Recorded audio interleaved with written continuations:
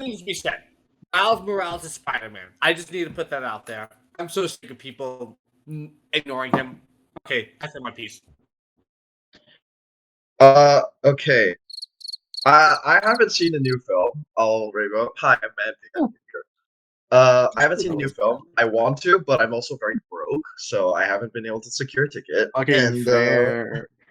We shop for Yeah. your parents. Okay, our friend be like, "Hey, can you go buy me a ticket on a cheap day?"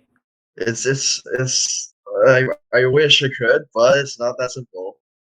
You're fully employed. But I do want to watch the film. But what I can say is I do like Spider-Verse, the original film. So I'm definitely confident on its quality and it living up to the hype because Philip Lord is a god, and based on what we've seen of these films and the creators, they clearly love Spider-Man as a concept and they understand it. So because of that alone, I'm already like fully confident in the fact that this film is going to be good. So I don't really have much to comment on aside from that, but yeah, at least from my end, I'm very hyped for Spider-Verse or watching it on my own. It's really good. Second one was even better for me. The third one might make it one of the best trilogies I've ever seen. It's really got a lot of potential. I already like fully think that it's gonna be one of the best trilogies of all time once it's done because like it is so clearly full of passion and love and just the types of things that like they understand Spider-Man. They're not just making a story, they are making a story made by people who clearly care for this IP and understand why people like it. Oh yeah, the creators definitely know who Spider-Man is and his concept. And absolutely beautiful. It's so good. Like even just based on the first film, I get it. Yeah, what would you just want to say? Now that that's done, welcome back to the Nameless Podcast. Yeah, that's our Yeah. intro, is talking Yeah. about Spider-Man, which, yeah, cool. Okay, yeah. I like, have no comments on that. I have no comment. Even though I've seen it, I yeah. have no comments because I just don't want to talk about it, if I'm being honest. Yeah. It's such I a haven't controversial watched it fucking- either, so. It's not even that. It's just the people who have made their own headcanons about the fucking movie. I just don't like getting involved Yeah. with. So. Yeah, that unfortunately is inevitable. Like a lot of people. That's inevitable with any series. If I'm being completely honest. Yeah. The problem exactly. is it appears to be more prominent with series that become like very popular.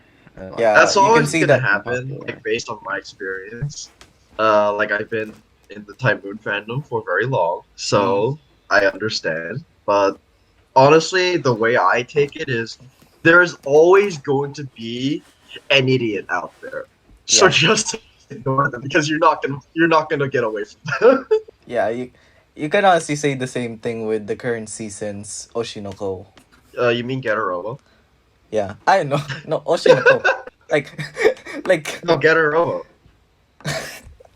It's Of course, you Getarobo. fucking.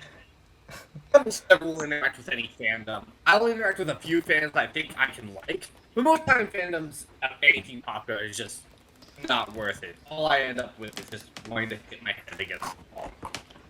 I generally agree, but there are a few fandoms where they're not perfect, but they definitely have their own people, which I really enjoy interacting with, and they just make me feel at home. The first thing that comes to mind would be the Key fandom. Yeah, they are very chill. I mean, I haven't seen a lot of negativity from the Key fandom. There's definitely some beef, I will say that. Like, nothing is perfect, but in like the ratio of people who actually goddamn care and don't treat each other like complete garbage, it is notably better than anything else I've taken a part of. And I'd say out of the few fandoms in my life, which I've taken a huge part of, which is Gundam and Type Moon, Key fandom is definitely better than both. Yeah. He's also not as mainstream as Type Moon or yeah, Gundam. That's also fair. Yeah, he's one of the worst fan Oh I- my god! I Don't get me started on FGO fans. I don't swear. want to get too deep into it, but Trust me. Yeah. it's So, it's So, a pain. But yeah. yeah, Okay, can we introduce who we are with this? So like for the regulars. So like for the regulars, it's just me and Malachi back at it. Um and we have Nate, which I think would be more of a recurring guest. So and No. now we have a new guest, which is Manpig. You might know him for like being the like what the internet says, the creator of Shirou Day. don't remind me of my biggest sin. That's my biggest sin. Yeah, I'm sorry, but like that's your biggest accomplishment on the internet. That is my biggest accomplishment, and I am upset that it is. I have done so many other things. I have made reviews. I have made other videos, including like actually good videos, like a really passionate Makura Yeah. video that no one watched. But I'm just known for fucking Shirou Day, which is the worst thing I've ever created, and I regret it every day of my life. But you gave like more fuel to the Fate fandom. I think you're very like somewhat more I mean, we influential just than all talked of about how the us. Fate fandom can be very, very not great. And, Yeah. like, okay, I don't mind Shirou Day in itself. The issue is that every year, and I genuinely mean this, every single year, whenever Shirou Day comes around, we always have comments, and my comments are going, "Oh, it's coming! Oh, it's coming! Are you gonna make a new video, Manpig? Are you gonna make a third or fourth in a row?" And I'm like, no, the joke is a joke is only funny when you tell it once. And at best, it'll be funny if you tell it twice. If you keep telling the same joke, it's not gonna be funny anymore. Yeah. I think it depends on the joke. Like some jokes can be told over and over and also be funny. Shirou Day is something that's a funny joke one, and it's just like, yeah, it's something you can celebrate, but it's not a funny joke you want to tell over and over again. That's boring, though. I agree. Yeah, it's like, Yeah. if you want to celebrate Shirou Day, I'm not gonna stop you, but please stop. It's like spamming my comments with it, please. Thank you.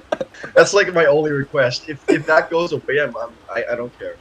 Yeah. Unfortunately, remember, Well, I know humans too well. It's not going away. It's not gonna happen. All of me, you'll comment like, "Oh boy, Shirou Day." Every Yeah. year. It happens every year. It's fine. I feel Yeah. Yeah, it is.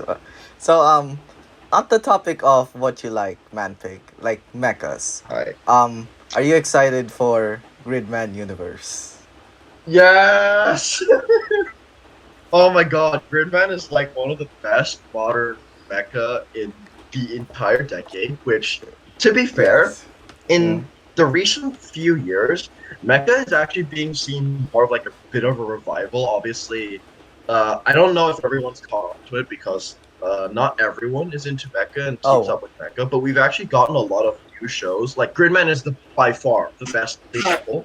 But we've gotten a lot of new shows like Kyokai Senki, which is very good, and Back Arrow, which is great, and in general, sorry, I'm currently G-Witch, but I'm not caught up with G-Witch. So I Yeah. prefer not to go into details about that because I'm waiting for season 2 to finish so I can binge it. Yeah, absolutely fair. Because as someone who is fully caught up to G-Witch, the cliffhanger wait is absolute agony. But I fully agree with that.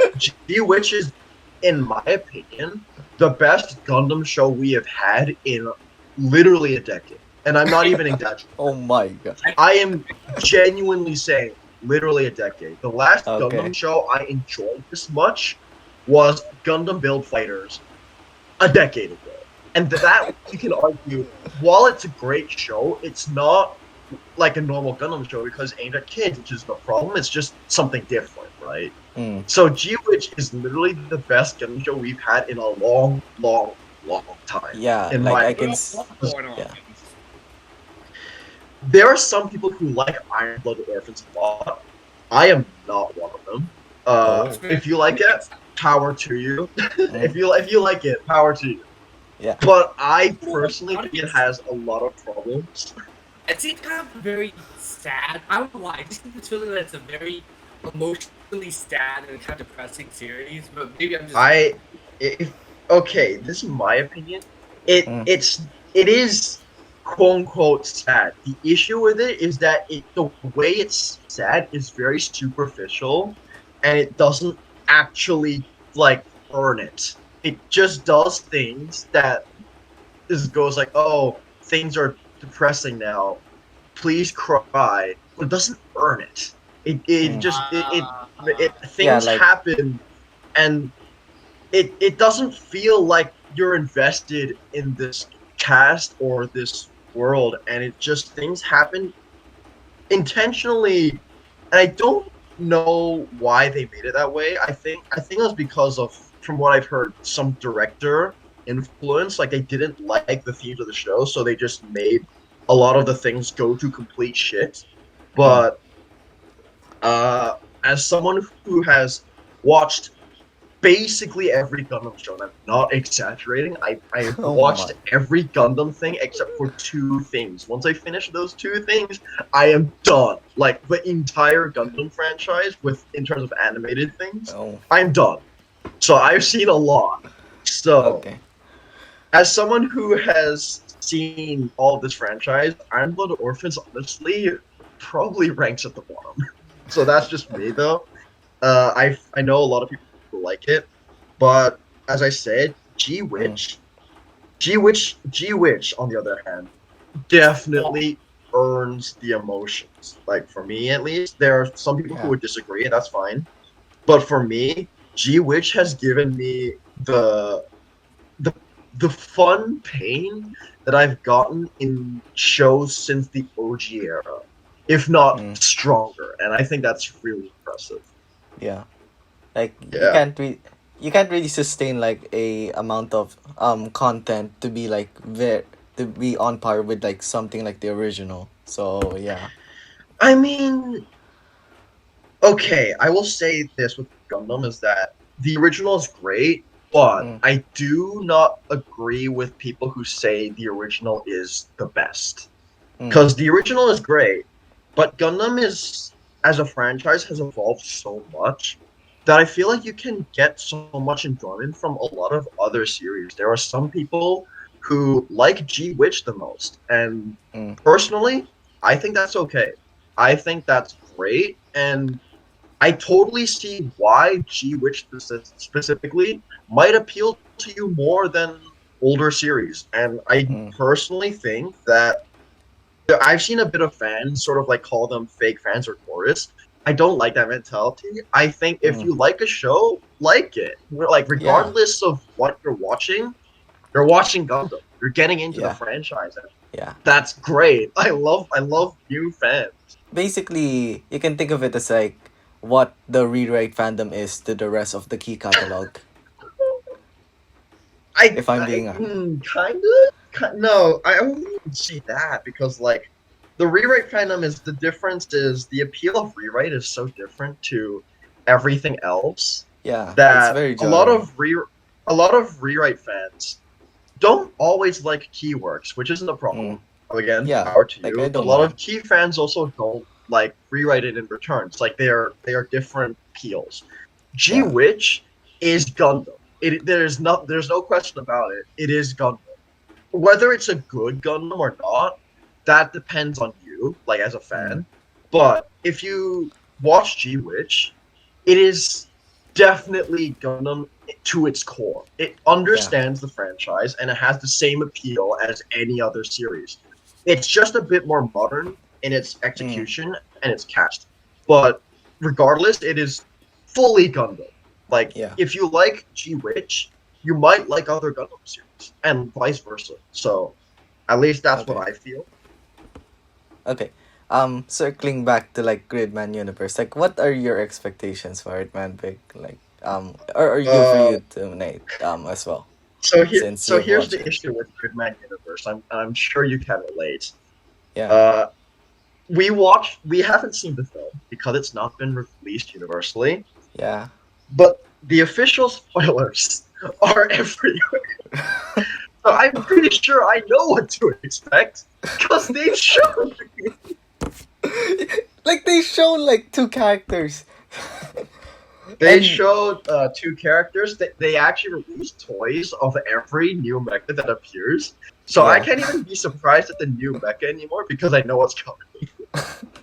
But are you still excited for it? Oh, absolutely! I'm fully excited for it. I just know exactly what's going to happen. Yeah, for example, like I might not expect it, but like I expect like a scene between that mysterious character and, for example, Auntie. Yes, or go. Yep. Or So like actually, if they interact again, like I would be so fucking happy, man. Like I know, right? Has anyone else here seen Gridman? Nate has seen Gridman. Okay, Pretty sure. base. Yeah. Sorry, you first. You first. Oh, so I thought you were about to ask a question, but yeah, no, I've seen Gridman. It's a good series. It's a fun series. I try to Yes. keep away from. I've been basically keeping away from trailers and stuff because for the most part, if I know what I'm going to, if I know the basic synopsis, I like to keep myself spoiler free. Like I try to stay like Spiderverse. I don't like to know anything about it. If I know if it's a new season, if it's a series, I like to just. If I don't know the plot of what's going to happen, I want to keep away from something I know Yeah. already. Like, That's totally fair. Absolutely fair. That's absolutely fair. Yeah. What I will say is with the new Gridman universe film, it looks like from everyone I said, like a big milestone celebration of the franchise as a whole, including the original Tokusatsu, of what it is now, and that whilst they conclude it in the most satisfying possible way, they still leave it open for Yeah. more to come. And I feel like that is the perfect way to do a film like Yes, to make exactly. a capstone of everything that's come so far, but still give you the potential to add more. Like that is so hard to do, but also I've heard from so many people that they've done it successfully. So I'm like, hell yeah, bring out the film. Yeah, like though I have one thing I expect the most, and I definitely will love about it. Do you know what it is? What is it? It's 2 officially couples flirting with each other. You know what it is. Not the not the Gridman ones, the other ones. I know, like I know what you're Yeah. going to. Yeah, that is hype. I love it. I like romance, so like yeah. I do like romance. Romance is pretty damn good.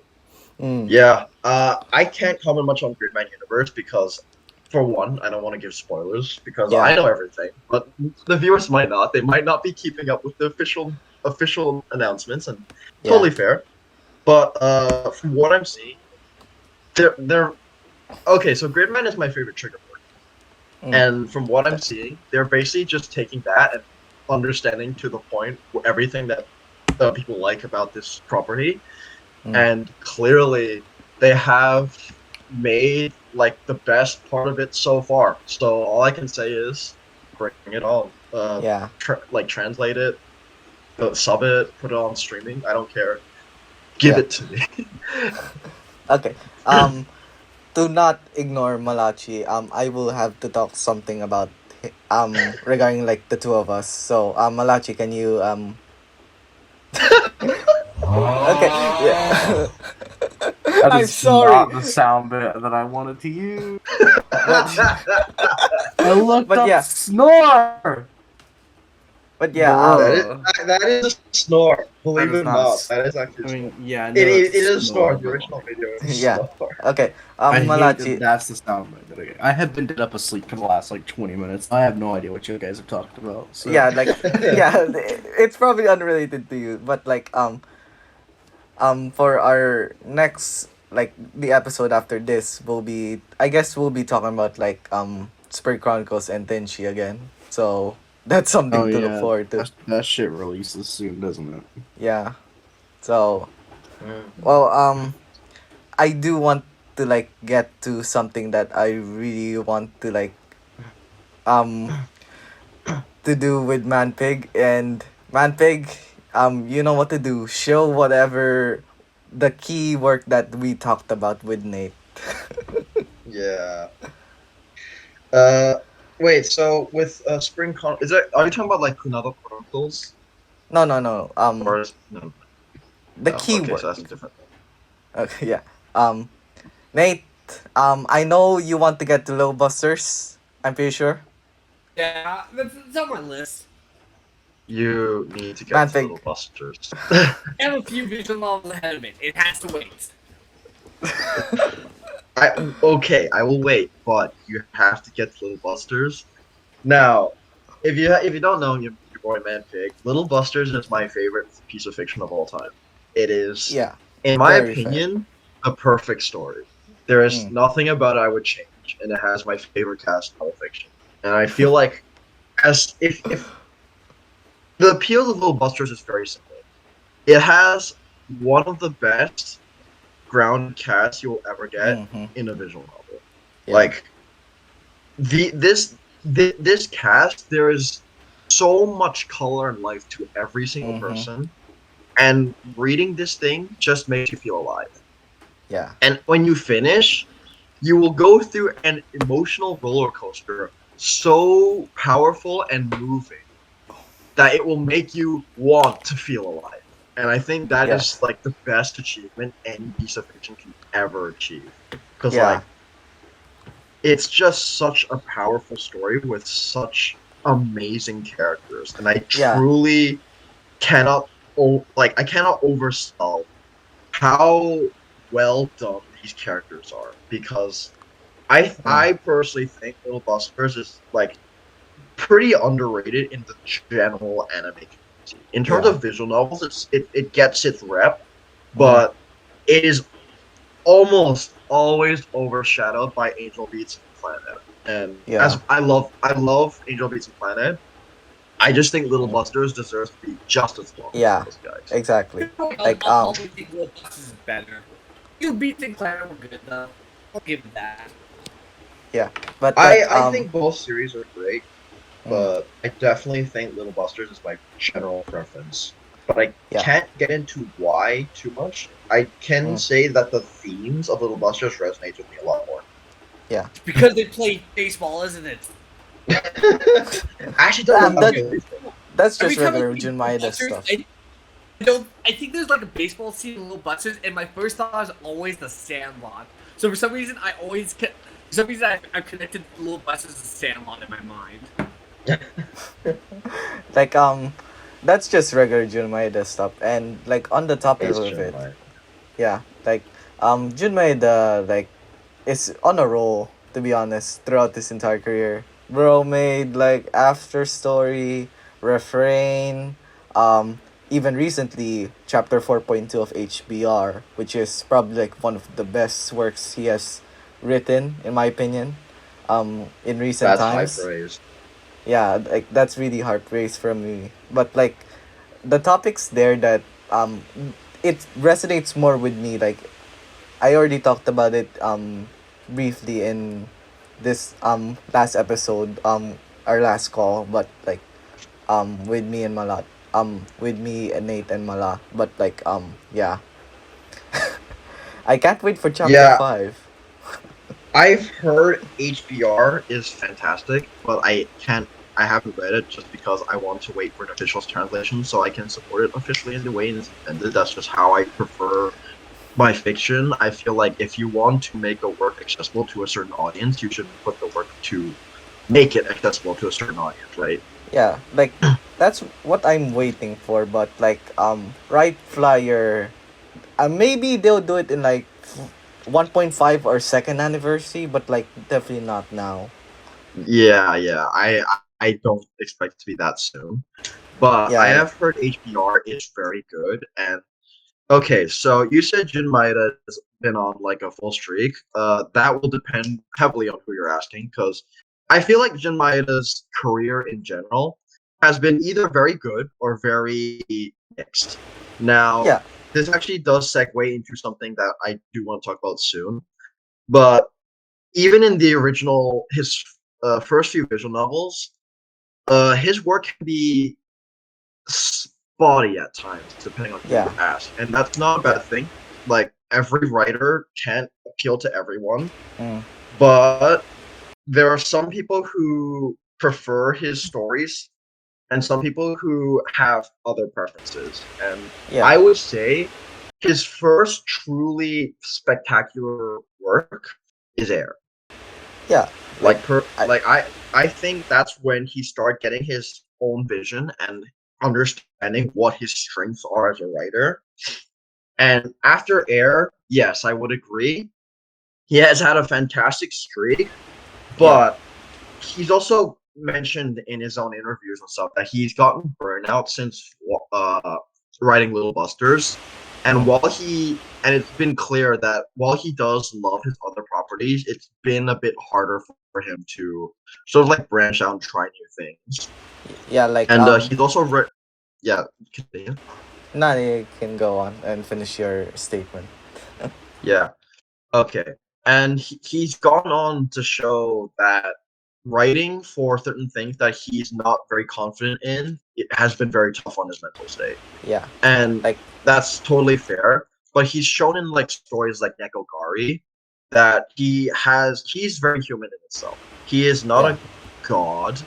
And I feel like something that the anime fandom needs to recognize is that while Jun Maeda is a great writer, we can't take him for granted.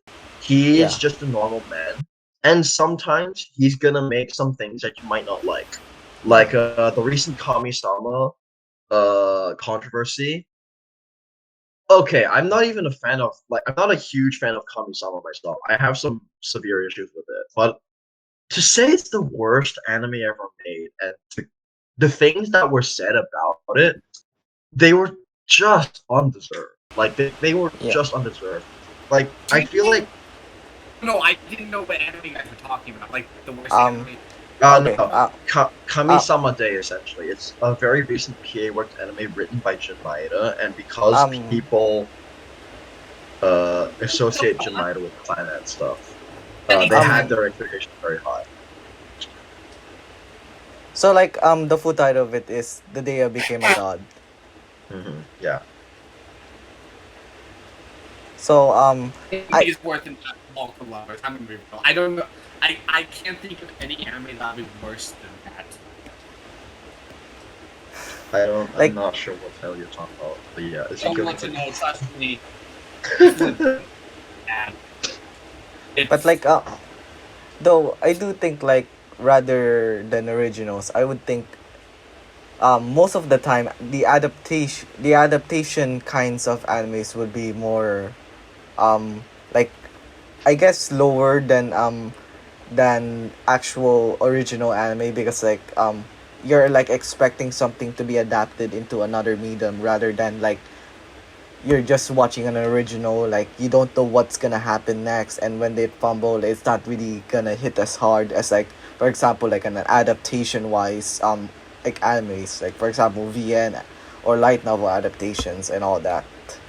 I kind of get that, but here's the thing: is that a lot of people who know Jun Maeda know him more than Key. They are just anime fans, which isn't a problem. It's just that when you get a work like Clanad, who a lot of people love, and it's changed a lot of people's lives, and then you get Kami-sama Day, people always unfairly compare the two. And they don't remember that one, Jun Maeda is a human person, and two, the reason Clanad and every other Key visual novel is great is not just because of one man. He is a huge contribution. We cannot understate that. Without Jun Maeda, he would not be in the current state it is. Yes. But it's always a team effort. It's not just Maeda. He has other writers as well. They're like it's a company. The reason works like Clanad, like Little Busters, like Air, like Canon, they're remembered and loved, is because of Key as a company. Because this team works together. Yeah. Whether it's through Hitaru Inoue, Kai, Naga, like all the staff involved. Oh, absolutely. And yeah, this is something that I do want to mention. Is that I don't know how this happened, but for some reason, a lot of people treat Jun Maeda as the person who basically made these works on themselves. And I'm talking about like There are I- some people who say Jun Maeda drew the characters. They composed all of the music, and I'm just That- here like saying that's not possible, Yeah. and that's wrong. like Like like I love Maeda, and he definitely contributes. He composes some of the tracks. He definitely does influence the art, but mm, this is not a one man show. Yeah. He's part of a team. He's not the artist. okay. So that's like the perception of like anime fans as a whole. Like they know that Jun Maeda is a writer and composer, and that that gave them the perception of that like they're like the creator of the work, but they don't know is that the structure of a visual novel is different from that of a for example manga or light novel. So yeah. Yeah. Yeah, and he isn't a one man team. Now, granted, he's a very important member of that team. Yeah. But he was made because it's a company full of very talented people who work very hard. Yeah. And to this day, like, I hate to say it, the best key work of recent memory is Summer Pockets. Exactly. And Jun Maeda didn't do anything with that. Well, he came up aside with from the base concept. yeah, He came up with the base concept, but that and was it. He the didn't write. and a few OSTs. The C And a ones. few OSTs, yeah. Yeah, but he wasn't the main writer. In fact, he wasn't a writer at all. He Yeah. came up with the idea, but he didn't write it. Yeah. But the best modern key work, aside from HBR probably, is Summer Yeah. Pockets. Yeah, And like that just says a lot that, yes, Maeda is an important piece of the puzzle. But what makes great works is the team. And I really think anime fans need to, or not need to, but like they should be made aware that Yeah. the best keywords are made as a team and not because of one man. So please don't expect so much Yeah. from a man because Mm. he is not a god and the pressure is getting to him. He yeah, like does his best, but he's not the person who's going to save anime or change everyone's lives on his own. yeah. He does Yeah, this like with others. yes. Like for example, like you will never know this until like you enter like the HBR fandom for like the rest of you. But like he has a few skirmishes with HBR readers and players as well. Like when it comes to his Mhm. storytelling. Like for example, like a few story events like made him delete his Twitter account. Yeah. For example, and like the earlier chapters are probably like standard key stuff, like it's not really like good, like it gets progressively better, but in the beginning it's not really that good. Like one of the things that I like about Jun Maeda when it comes to the HBR, especially like the main story, is like how he improved like his craft the more it goes on. Like what you said with Air, I think in a way chapter 4.2 is the modern version of Maeda's Air in a sense. Mm. because like there's, I won't really spoil much, but like there's something about the vibes of chapter 4.2 that remind me of like something like Air or Summer Pockets, where like you're just like forced to be looking at mundane things, be what you call this, do slice of life things that you may think it's mundane, but like it further like develops you as a person as well. So Right. yeah, like that's why like it resonates with me, like as someone who's like beginning to like to feel the same way that I feel towards like or the character feels towards like those things, is that like yeah, well I understand. Yeah, I think I'm hyped Yes. for Heaven Burns Red. But yeah, I think the main takeaway is one, Key is very good, and two, please read Little Busters. yeah. Uh, I genuinely think Little Busters is a masterpiece. It's so yeah, like for example, like Manpig, like what are your like expectations like so far from your speculation about Summer Pockets anime? good. Okay, here's the thing. I'm actually not that very good at speculating. Has either of you guys checked Summer Pockets out? Just take it as a no and move on. Yeah. No. Okay. Um, Because here's the thing. I feel like Summer Pockets anime is gonna be what's gonna make a lot of anime fans get to know this franchise, whether or not it becomes known. Because here's the issue: it's not written by Jun Maeda, so whether or not it gets the hype it deserves from anime fans that don't know Key, I don't know, because from what I saw, Prima Doll did not get any hype. Which is really unfortunate because I think Yeah. Prima Doll deserves a bit of hype. It's a pretty solid show. Some people have issues with it, but I personally really like it. Yeah. And despite the fact that it was made by Key, nobody talked about it nearly as much as Kami-sama Day. And I Yeah. definitely think Prima Doll is better than Kami-sama Day. And Yeah. Like. I feel like a lot of people would like it more if they gave it a shot. It's just no one knew it existed. And I Yeah, like- fear Summer Pockets might have the same issue. like like I think the more I think about it, like the more popular the Jun Maeda name is than the Key brand itself in the West.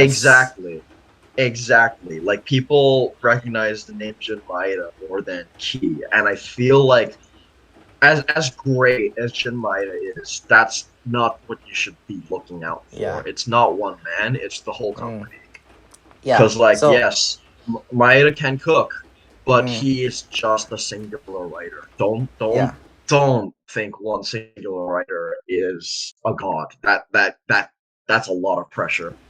yeah, like for example, like it would like considering Jun Maeda is actually involved in Summer Pockets despite being a little bit like having like a very very minor role. Mhm. I do think in a way Summer Pockets would carry the Jun Maeda name on it, and that would allow like Summer Pockets to be at least more popular than Prima Doll. And for example, I like agree to a point, but I don't think it'll be as much as I feel like it deserves. But that's Yeah. just my speculation. like for example, like Summer Pockets is like my favorite keyword, and And I honestly kind of agree. yeah Well, with not like fully agree, but like I totally understand why it's yeah someone's favorite. I think it is up there with Clanad and Little Busters as one of the best pieces of fiction ever made. yeah so like when it comes to VN adaptations, we have been like a curse in most cases. In some cases we can give like key praise like canon and clanad, but like the rest nah nah I disagree. Personally, I don't know if you've seen my takes, but I think his adaptation record is very good for a visual novel company. Like, I would say the best visual novel adaptations are Fate and a lot of key properties. Now, I know some people have issues with rewrite anime, Mm, and I understand those criticisms, but I think because the rewrite anime adaptation is not trying to be an adaptation. And I feel like that's the issue a lot of people have, is that they go into it expecting it's gonna be an adaptation. It's not. yeah It is a original story meant to add on to the visual novel. So you can either start with it or the visual novel. Though if you've talked to most rewrite fans, including people who like, okay, I'm a rewrite anime fan, but even I will admit, don't watch the anime first if you can. Like, you can try, but don't do it first.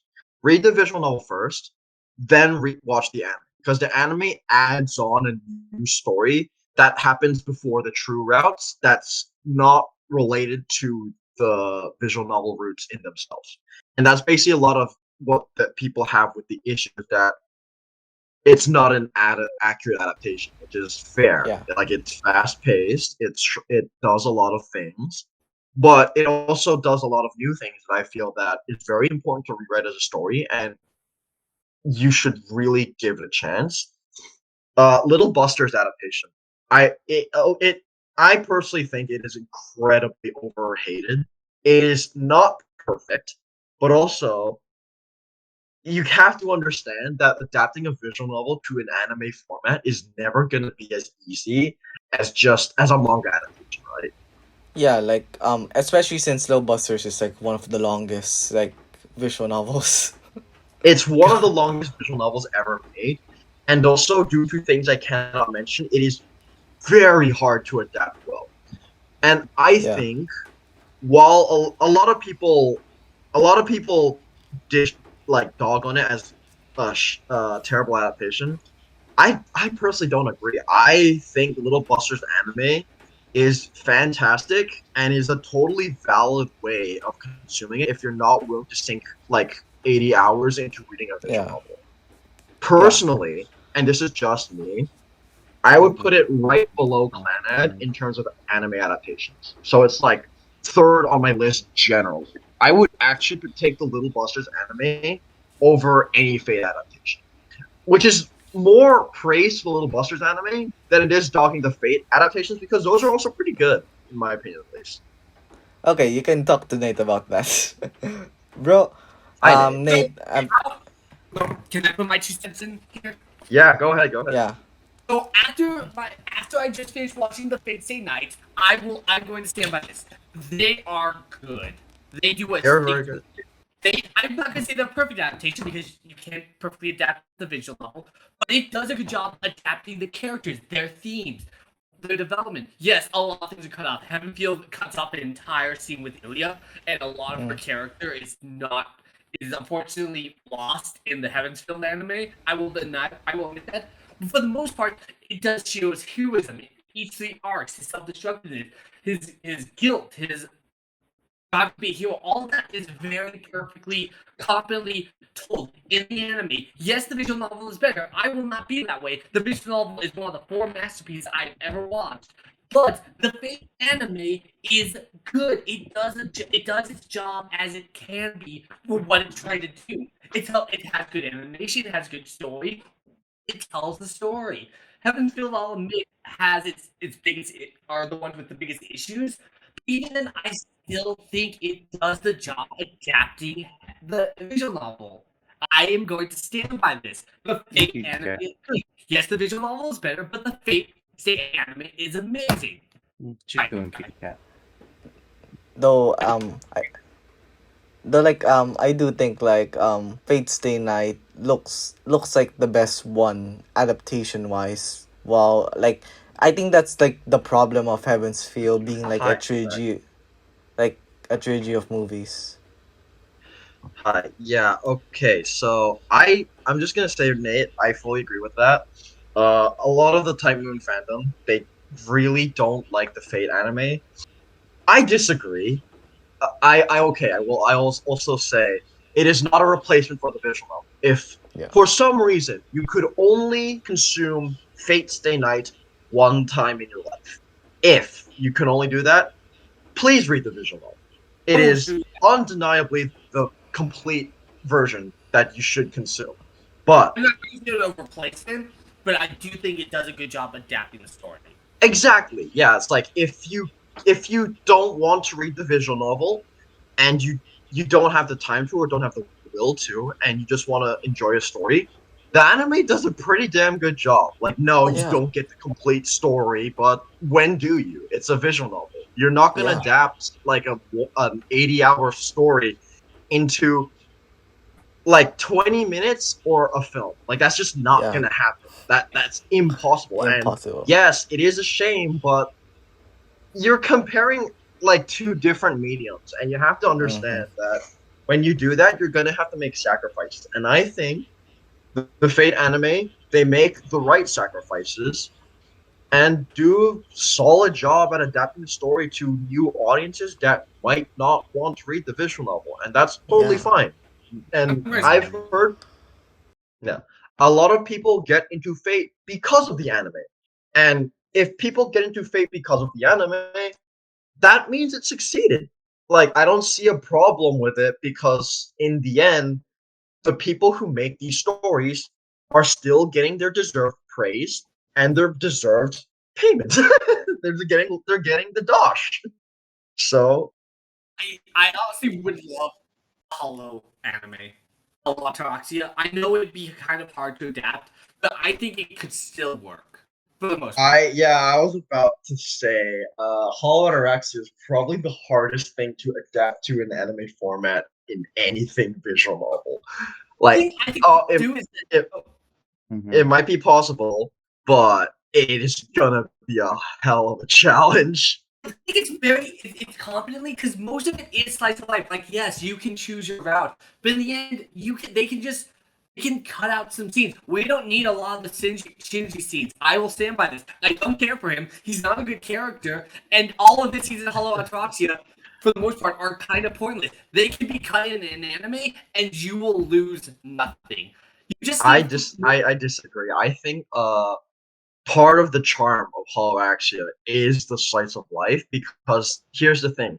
Fate Stay Night is such an action-focused story that they don't let these characters have like the slice of life that they deserve.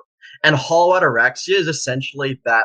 It's basically the equivalent of a key common route, but as a full game, where this is where you get to see a lot of these characters shine when they're not trying to kill each other.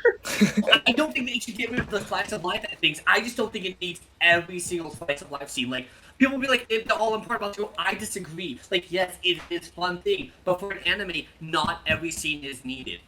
A number of the scenes can be cut, and it would still have the message at the end would still be there. It would still be as important, and it would still hit as much. Even if a few of the scenes are lost, I will stand by that not all of them are needed for the anime. Yes, a lot of them are, but not all of them. I can agree to an extent. The issue is that because Hollow actually relies on, like, the appeal of it is so much tied into characters that I feel like it's not just that, it's just the way the story is structured and the way both the balance of the slice of life and the very small story that it has is so different and uniquely done that it's just gonna be it's gonna be impossible to pace. Like that's the issue, because all anime is adapted in 20 episode runtime, right? That's gonna be a challenge to do with Hollow Ataraxia's format. I think if they did 3 cores, they could handle it, personally. I don't think it's impossible. It's definitely possible. I just think it's gonna be really, really hard. I want the ending animated somewhere, because that is one of the I best. can agree with that. I can agree with that. That would be the most beautiful thing on the planet. That's the best moment for me, and I just love it so much. Like, it broke me. It's what keeps Fate in my top 3 currently. I mean, okay, you're talking to the person whose favorite entry in Fate is Ataraxia, so yeah, I completely agree. I just, yeah, I've seen basically every Fate. Ataraxia is my favorite still, but I totally understand. I just do still think that yes, while it would be great to have an adaptation, it's also going to be very hard.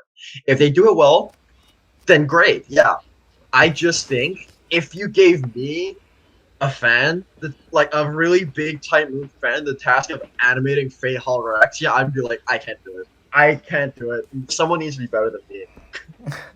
Because I cannot think of a really good way to make this story into a format that just wasn't made for it. But that's just me. If someone else can do it, power to them. I think every few episodes would go through the 4 days, then reset and do it again. Similar to how Higurashi was able to go through like entire arc and then reset without any actual explanation, because that's how it was formatted. I think it could work as long as you formatted it similar to that, where you go through time skips and you focus on like different slice of life moments, and you cover all the important bits as well as some of the slice of life bits. And you just kind of reset it. It gets you closer and closer to the truth, and you figure things out as you go along. Like, it doesn't need to be in your face, because that's the part of it, is that you don't know what's happening, you don't understand anything, and it's the pieces that come together as you play. Oh yeah. Right. That reminds me, Manpig. Hi. Okay. Regarding the Summer Pockets anime, like if you had to prefer between these two structures, what would you pick? A time loop structure or a sort of clanad like structure for the anime of Summer Pockets? I don't think okay, because the issue with Storm Pockets is that a lot of the stories are tied with the theme that summer is Yeah. ending soon. So because of that, I don't know if you can do the clanet structure. Like Because each route, like regardless of what you pick, in the end, the whole theme is that the main character Hyrie has to go home, and that happens Yeah. at the end of each route. So I don't know how you can adapt it without introducing a time loop element, but they could modify the story in a way that makes it more fitting for that. I just don't know how I would do it personally. though I But would that's think also it, why I'm not an anime. yeah, like I would think they would be forced into a time loop structure considering like the structure of like for example Shiki, Umi, then the True Roots. Like those have to involve like the time loop structure in my opinion to actually Yeah, like work as a concept for an yeah, anime. I also agree with that.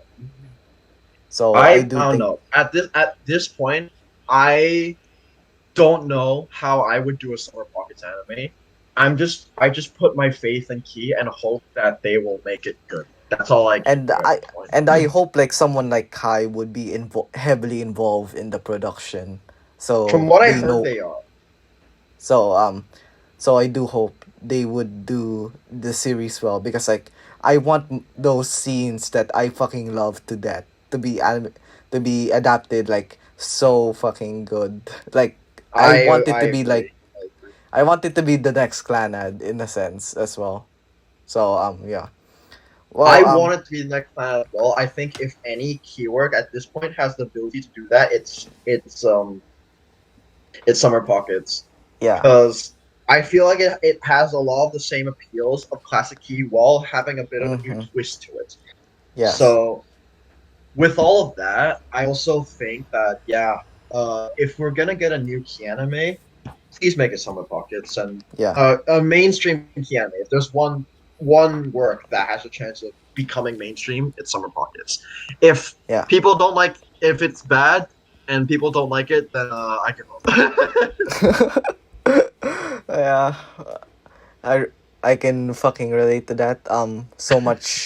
So much light novel adaptation, so much VN adaptations just fucking mess up the series and it ruins the I've reputation. heard that one of your favorite light novels got a bad adaptation. I'm sorry. Yes, whether it's I'm Yeah. so sorry. I understand the pain. I yeah. understand the pain. And she's something bro. Why do they keep trying to put so many volumes in 12 episodes? I don't get it. DD did a great job with 2 volumes per 12 episodes, and it works. Just do 2 to 3. I don't know why they keep cramming so much and expect a competent series. Because profit. And Because also they need like a proper conclusion. And the if issue, the okay, my like theory is, yeah, as Ezekiel said, they need to end at a conclusive point, but also budget. Here's the mm, issue: projects require money, and mm, you don't know when your project, if your project is gonna profit enough. So mm. you just gotta adapt what you can and hope to God that, because at the same time, which would you prefer? A rushed adaptation, like say Tenchi or let's say Horimiya. Horimiya is probably the best I Mm, one don't at yeah, this want point. yeah. I do not want a single anime adaptation like Tenchi ever again. 40 Mia's probably Yeah. got it worse, but still. I'm No, biased. no. Here's the thing: would you rather have that or have a show that never gets a second season, like No Game No Life, which is worse? I'll take the game no life. Hmm. It's You would I take the No Game No Life. yeah, no game no life No for Game me No as Life well. is even that good. It is a solid adaptation, but it's still not the best. There's like several I'm not things. talking about that. I'm talking about like the story up to that point is done well, but it will never be completed. It will never get a season two Well, because I think it's I also because the author got into trouble for tracing. oh Of course. That might also be why there's no season 2, is because no studio wants to, like, yes, they treat certain things like the worst crime, while some people are just like, here's a new anime for this person who had a bunch of bad things on his computer, but for some I reason... know what you're talking about. Oh, what? My Dude, apologies. another season, but people have gone fired for like infidelity. Like, I've seen voice actors who I think cheated on someone, or like were smoking, and they got fired, and their lives were ruined. Yeah. I'm just like, that. it has some weird morals. So that's also, I don't think it's because, I think No Game No Life also might not get another season because of the tracing issue. Yeah. They might get backlash over it. I get that, but I'm not really talking about that because, like, okay, because I don't know if you guys knew this, but one of my favorite light novels is a story called World End. Yeah. And it has gotten an adaptation of the anime, and I will say it's a pretty solid adaptation. It's not perfect. I'd say it's like a 7 out of 10 adaptation. But the story itself is so good, and it ends on a conclusive clear. But I know for a fact it did not do well, and it's never getting a season 2. Yeah. And that has bothered me for my entire life since consuming that story, because oh my god, is the light novel.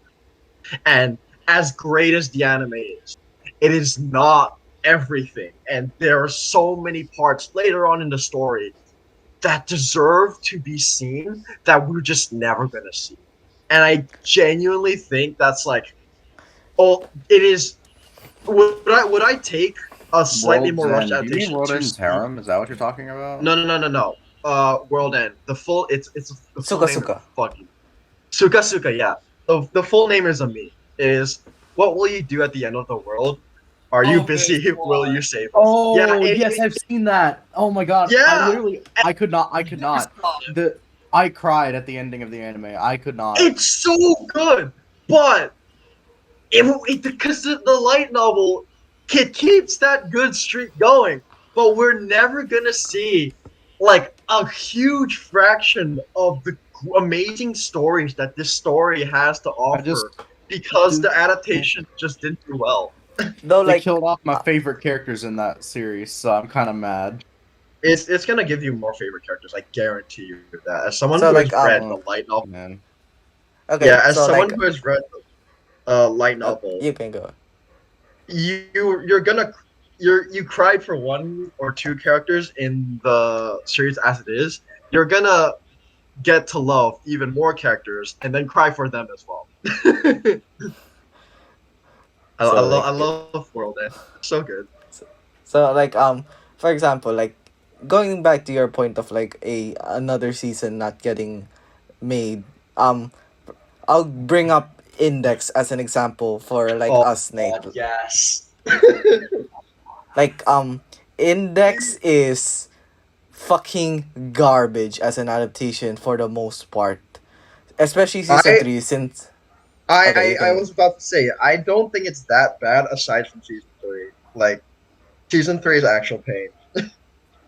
9 volumes, 26 I don't like about episodes. adaptation. It kills my enjoyment of a series. Like, I don't even want a New Testament adaptation because I don't want to see what they'll do to the Athena's Optimus that arc. is fair. I understand what you mean though. Like yeah, no, I get it. It's just because that's the thing is like anime gets budget and you have to understand, like a lot of people need to understand that unlike the light novel where the creator has a chance of it's mostly just one person because it's not that much effort put into it.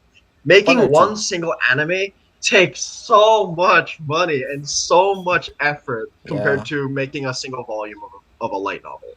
So studios and the creators, they have to pick wisely and know whether or not their thing is worth the investment. Because if it's not, they're not going to be able to make more.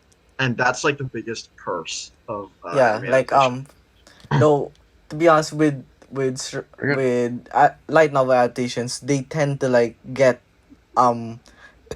series at least probably like 200 to 500 1,000 copies in circulation, like those types of series. That's the only way you have a high chance of getting an anime adaptation. But like, Yeah. for example, like Index, for example, it's like behind Slime, the second um selling light novel ever. So I like this. It can make money. Like Nice. we can see it like Well, that's with Railgun, for example. Yeah. Though when it comes to anime adaptation wise, like I can't really say it would profit like for a little bit, like in the short term. For example, like if the author Kamachi makes a new volume, but like when it comes to easy. boosting sales for old volumes, I don't think they would be interested enough, since like it has 3 seasons and like 22 volumes in 72 episodes is like not really good. They won't have that much investment unless like they read like the original source material. So Yeah, I can read to that point. I don't know, because I also got into Index from the anime, uh, but I kind of fell off at season 3 because it was just not good. And Yeah. I tried reading the And that's light understandable. novel. I'm not good with the light novel medium. I've tried so many times, even with stories that I already love, but I am just so bad at reading without like sounds. Yeah, like you can use for example, you can use the manga as an alternative, because like I heard it's a good it's more of a good adaptation than what JC Staff fucking created. Speaking of- Okay. What? Speaking Go of ahead. Speaking of light novel adaptations, there's an anime coming out next season that I don't have a lot of faith in, because it's called I'm in Love with the Villainess. And each volume That series is great.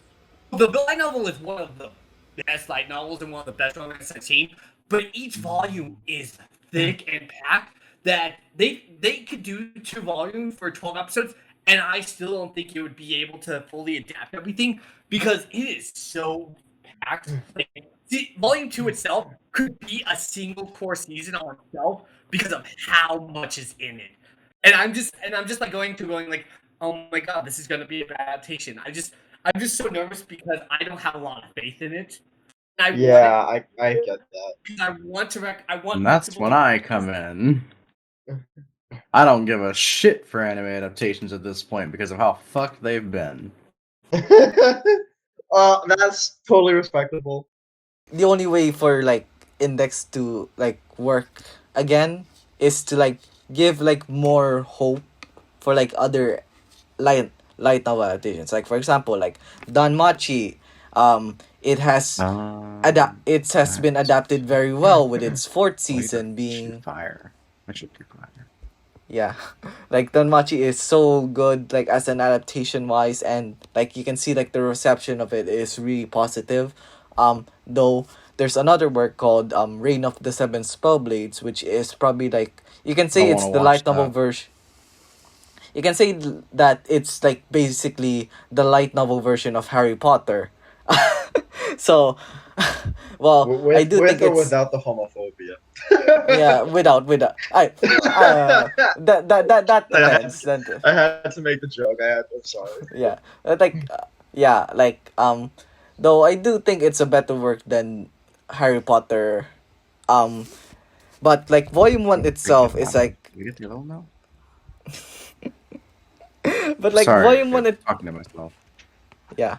Volume 1 itself is already large. Well, despite it being like probably like 300 pages, like I have like the physical right in my hands right now. It's like 300 pages, and like I don't it depends on how you adapt it as well, because like for example, I'll spoil a bit of Seventh Spellway. Basically, there's like in this school there you will have to go for 7 years in this school, and 1 to 3 covers their first year. So it would either be like a single adaptation ending at that volume 1 cliffhanger, or they would adapt the entire first year of Seven Spellblades. That's also like that would depend on JC Staff as well. if it will be a good adaptation or not. Yeah, that's fair.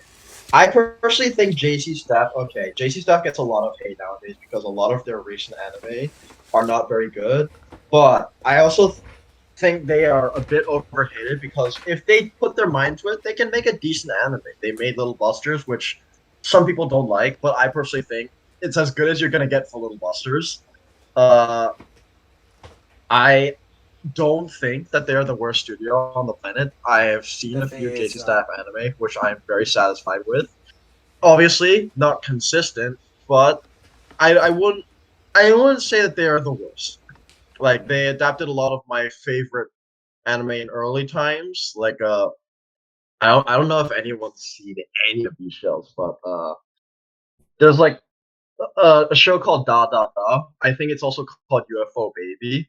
That was my childhood, and I really loved that anime. There's Ai Yori Aoshi, which is like a harem. It's a harem anime with the main heroine being like a very. It's what they call a Yamato Nadeshiko, like a very stereotypical perfect Japanese woman. It's sort of like its own stereotype.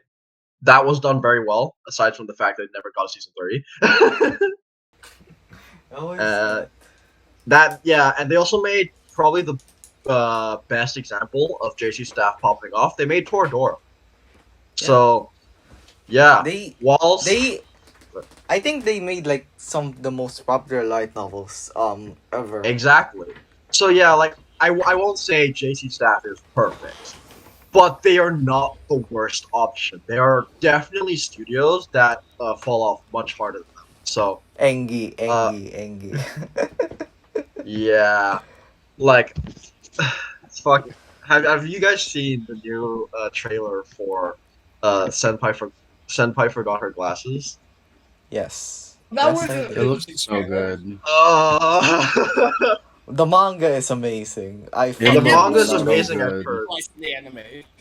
The manga I've heard is amazing, but It I took looks one look at the trailer so and I good. immediately I took one look at the trailer for the anime and immediately got motion sickness. I think the I was animation like, could have some no. work, but I gotta be honest, it looks very good. I will It- say the The art style on style is itself, the art amazing. style is good, but oh my god, like the new trailer just made me feel like genuinely uncomfortable watching it. it's because Gohan's wants to I make hate dynamic type of anime. Like they don't okay, they want to make dynamic anime, but they can't even do that well. Have you guys seen Handshake? Terrible. yes.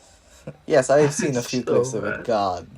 It's But so like bad. Like they need to understand visual direction, like in general. yeah. But like despite that, I would give it a benefit of a doubt because I like it whether like it's easy to adapt that series, especially since it's a slice of life manga, um, romance, if you can call Mm-hmm. it that. Though that's probably like more prevalent later on, but like it's really easy to adapt. So they have to like they I think what they're thinking in their mind is like they need to make more effort to make this more I guess more I guess more stand out ish as compared to other slice of life romance mangas that have been adapted before. So Mm-hmm. yeah. Yeah, I definitely see where you're coming from with that. I don't know. I think just adapting things is a hard task than some people think. Yeah. I don't think JC. My pain point from the beginning was that yeah, JC Staff doesn't have the perfect track record, but I think they are Mm. probably the most overhated studio. Like no, they're not Yeah. perfect. Well, a lot of people treat JC Staff as like, oh, your anime is gonna be made by JC Staff. It's gonna be Yeah. bad. No, Yeah, it's like not gonna be definitely bad. There's a chance it'll be bad, but it's not definitely. They has a chance that it could be very good. Like I think JC yeah, Staff is overrated. yeah, like they it's because of I think One Punch Man really One Punch Man, hammered definitely down. One Punch Man. One Yeah, Punch Man's season 2 is definitely why their reputation has tanked in recent years, Yeah. which is a shame. But I don't blame him. That is like a bad example. But Yeah. again, like they just have to work to their strengths. They can. I think JC staff is better at adapting like slice of life / romance dramas and stuff than Yeah. action. I don't think they're an action studio. Yeah, but well, I can't really say that anymore since Danmachi season 4 exists. But like, Oh, yeah, I haven't they seen Danmachi. If that's good, then I can't comment on that. But that's good to I know. would say season 4 is the only good adaptation. Like for example, like I would recommend you to read like the first 11 light novel volumes, then move to Not the happening. anime if you want. Yeah, like that. Like that's like just read 11 volumes. Also, Sword Art 20 gotta be the other 10, the other 12 Sword Art 20 volumes too.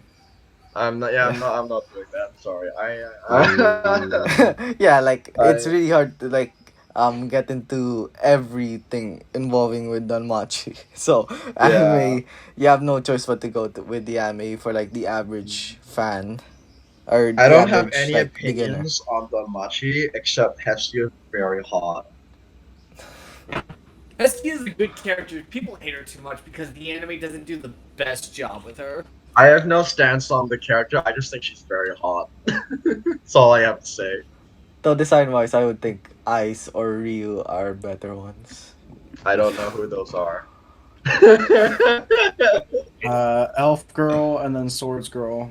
Okay, gotcha. Leave you as a So- move, but that's beside the point. Yeah. Well, you can take a breather, Manpig, so we three can talk about something else. Yeah, go ahead. Yeah, okay. Nate, how many volumes of Arifureta have you read so far? I got through 4. Oh, I'll continue it later. Oh Okay. shit, we're finally getting to talk about this. Let's go. Yes, we're time to go to talk. Okay, Motherfucker so muted himself. yeah, Did that already.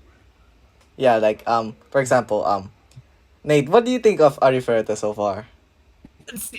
It's good. Like, I think it's a competent series.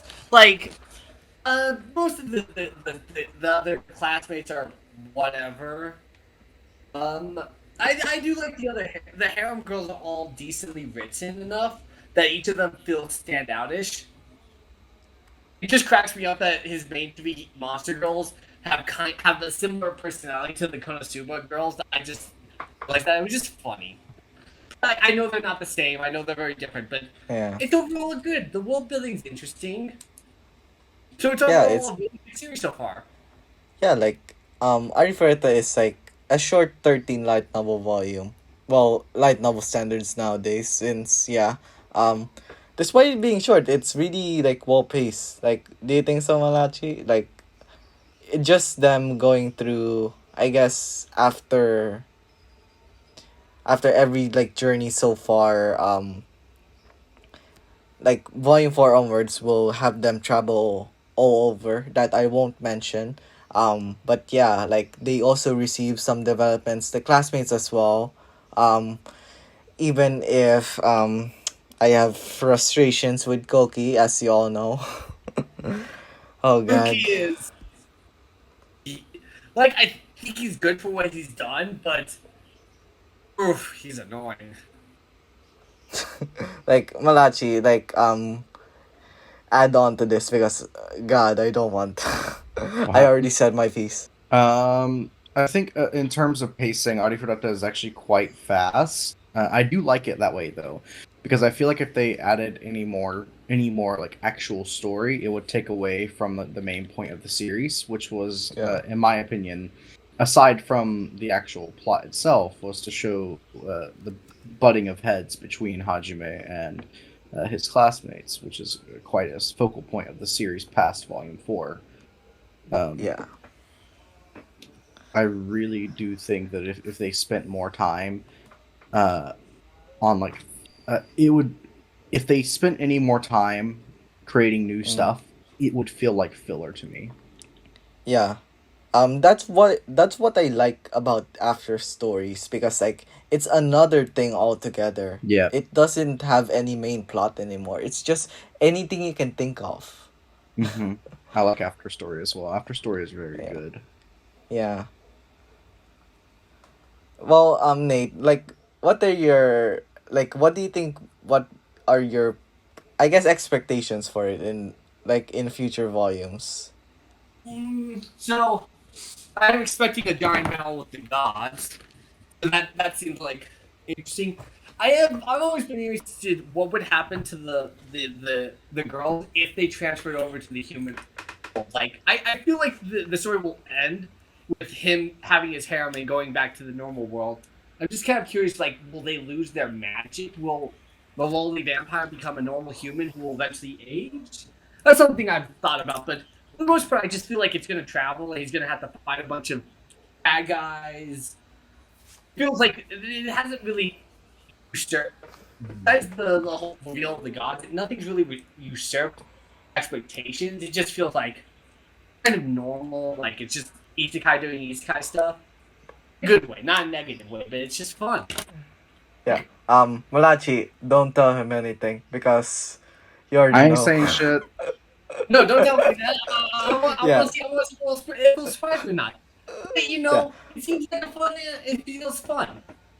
I can also see him as staying in the fantasy world, like he decided that like they can't, like the girls would never be able to actually go to the other world, so he chooses to stay there. That's another possibility.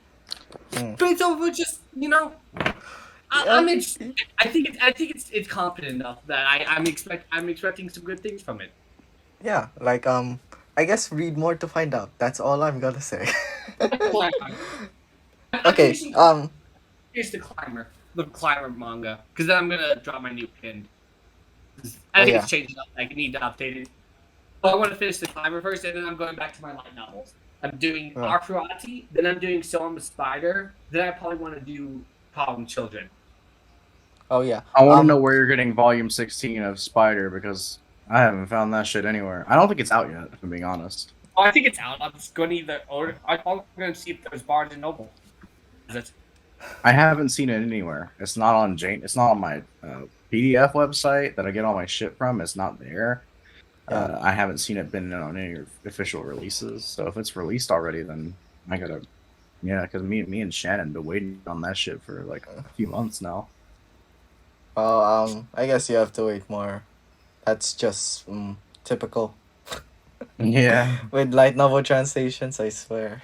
Imagine ending on volume 15 with a fucking cliffhanger that makes you wait for 5 months. I would say to that DXD.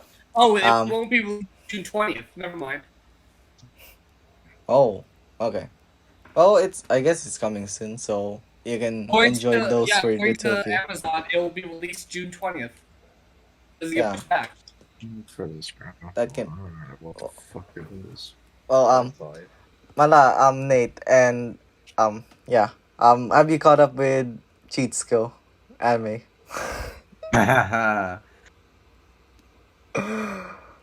Because why is this a good adaptation? God. I didn't hear what you said. Why is Isekai Cheat Skill a good adaptation of all Because fucking it knows things? what it is. It's not I'm going to be real. Cheat Skill sucks. And writing wise, it isn't good. It is fun, but it is not a well-written series. It is so ass. Cheat Skill is so ass in writing. It's so good. I can't stop reading it. Yes, It knows exactly. it's stupid theories. It knows like the harem. He's getting a harem. He gets to do everything fun, so it doesn't need to worry about the writing because the writing sucks. That's what makes it a good adaptation. You don't have to worry about it adapting the good writing because it doesn't have any good writing. But that's what makes it good. It's fun. It's stupid. It's a trash isekai at its best. And it's the purest trash isekai you will ever see, and it's fun. Alright, you guys. I've heard the best example for that. I don't know if this is like the same series, but I've heard from like as someone who isn't into a lot of isekai, that there's this show where the main character is called Anos Voldegal. Oh, the Oh, Misfit of Demon King. Yeah, Misfit. I've heard that one is really good. I've heard that one is very good. I can't comment on it, but when I hear a self-aware show, that's the one that comes to my head. Well, as speaking as a Season light 2 is novel, not as good as Season 1. I'm gonna be real.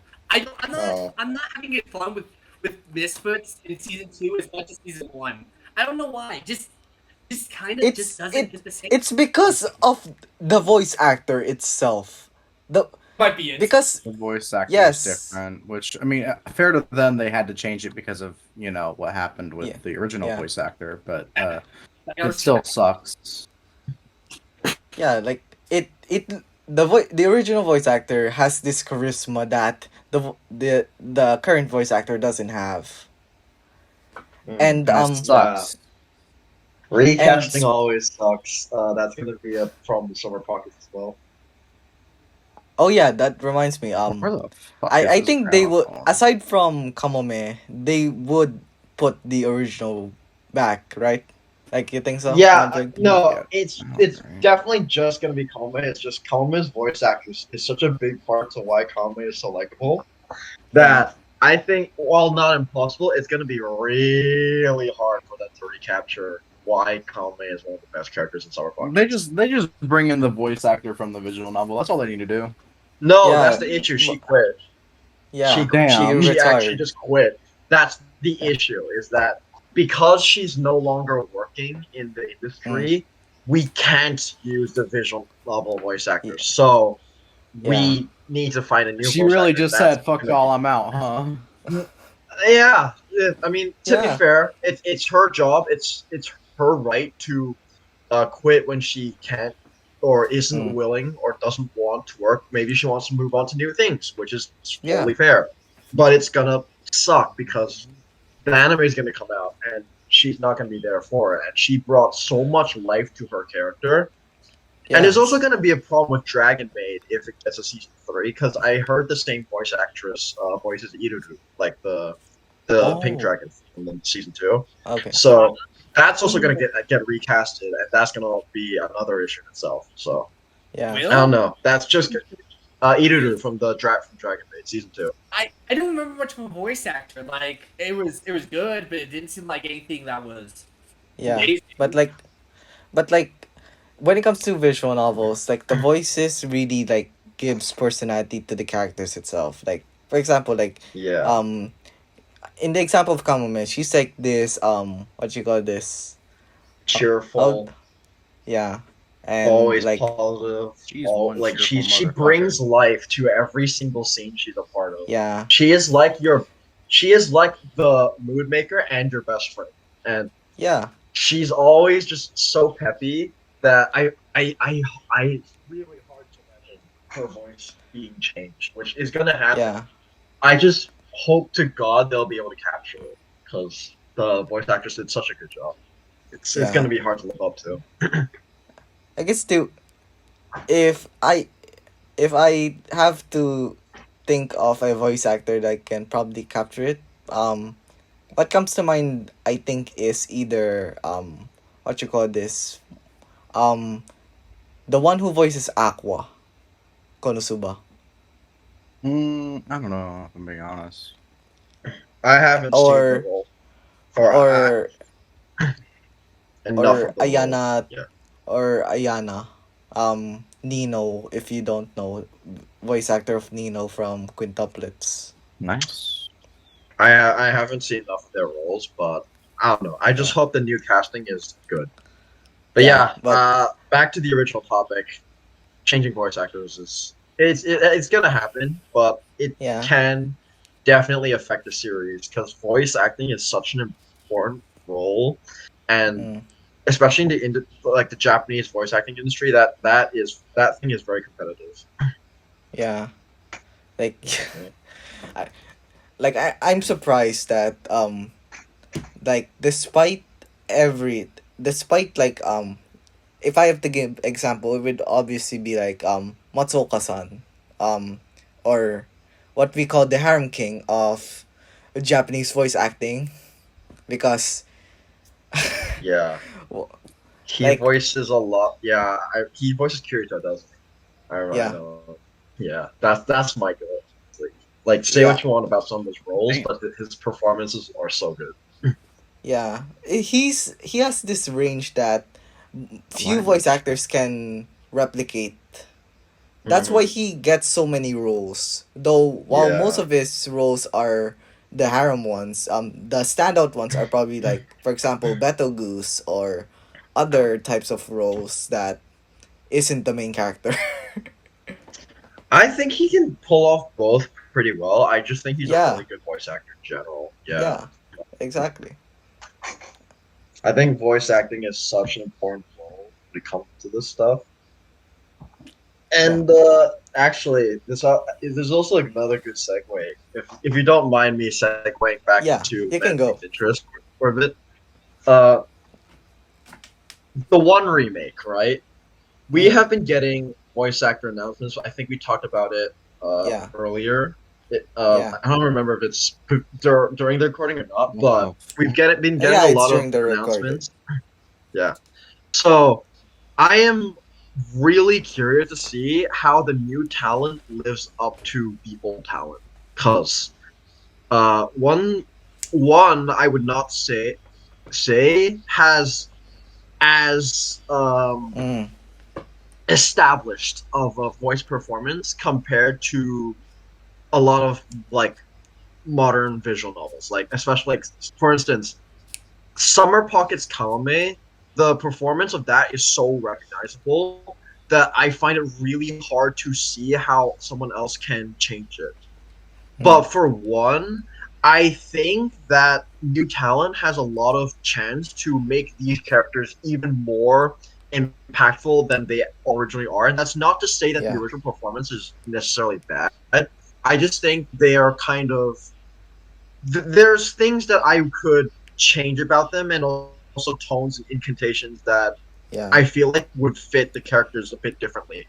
For instance, like my favorite character is actually Akane Satomura, but I don't Mm. really have strong opinions on the voice performance. I just think the writing Yeah. for the characters. So if this new actor can fit better, I'm very looking Mm. forward to that. Yeah. Which, by the way, please read. Okay. To get It's back that, like, yeah, yeah. Go I have a ahead. question for you, Manpig. Specifically, Yes. like, what, like, to you, and I guess probably like to the rest of us, what like makes key emotional stories more unique compared to other similar things? Why do they like stand out? Like, I still The haven't figured it main out. thing for me, and this is okay, it's not it's the main thing for me, and this is not something exclusive to Key, but something Key does very consistently. It's the message. Because every Key work has a message. Yeah. And it's trying to give or teach you something to make your life or guide you through life and make it a bit easier to go through. There are a Yeah. lot of stories out there that are definitely emotional, but the reason Key specifically sticks with me is because every single story they make has a message it's trying to give the viewer, and those messages can genuinely change your life. And that's what Yeah. happened to me, and that's also why Key is really good in my opinion. Now, granted, again, they're not the only company who does stuff. Yeah. There's another company that I've recently read that Ezekiel knows I'm a huge fan of. They're called Minori. Minori. Now, Yep. yeah, Minori, they're similar to Key in that they have pretty emotional stories generally. I wouldn't say it's Yeah. like a Nakige, like they're not trying to make you ugly sob, but Yeah. they have very heartfelt and personal human stories in a similar vein to that of Key. Mm. And their stories also come with very good messages that you can take, and I feel like they can also change your life if you genuinely take them to heart. And this Yeah. is like probably the most underrated visual novel company in my opinion, or just story company Yeah. in general, because Like- no one talks about Minori books, and I don't know why. Okay, first of all, I have something to say to you, Manpig. Like, But yeah, I may have to delay my elf read, since that's fine. I have Your like I your life have matters more. no. Since I'm like on summer vacation right now. Like, I have to Yeah, delay it because rewrite. If book if club. yeah, because of that, I Yeah, might be included in the Akane episode. But also summer pockets as well, since I really want to read that, since of course summer themed, and yeah. I mean, yeah, that's fair. That's fair.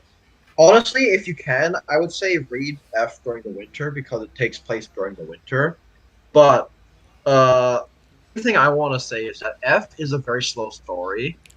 However, its characters are genuinely some of the most human you will ever find in all of fiction, and the message it provides you, they can hit very home. It's not a story that's going to be for everyone, but I think I just want to say this to anyone I can. Mm.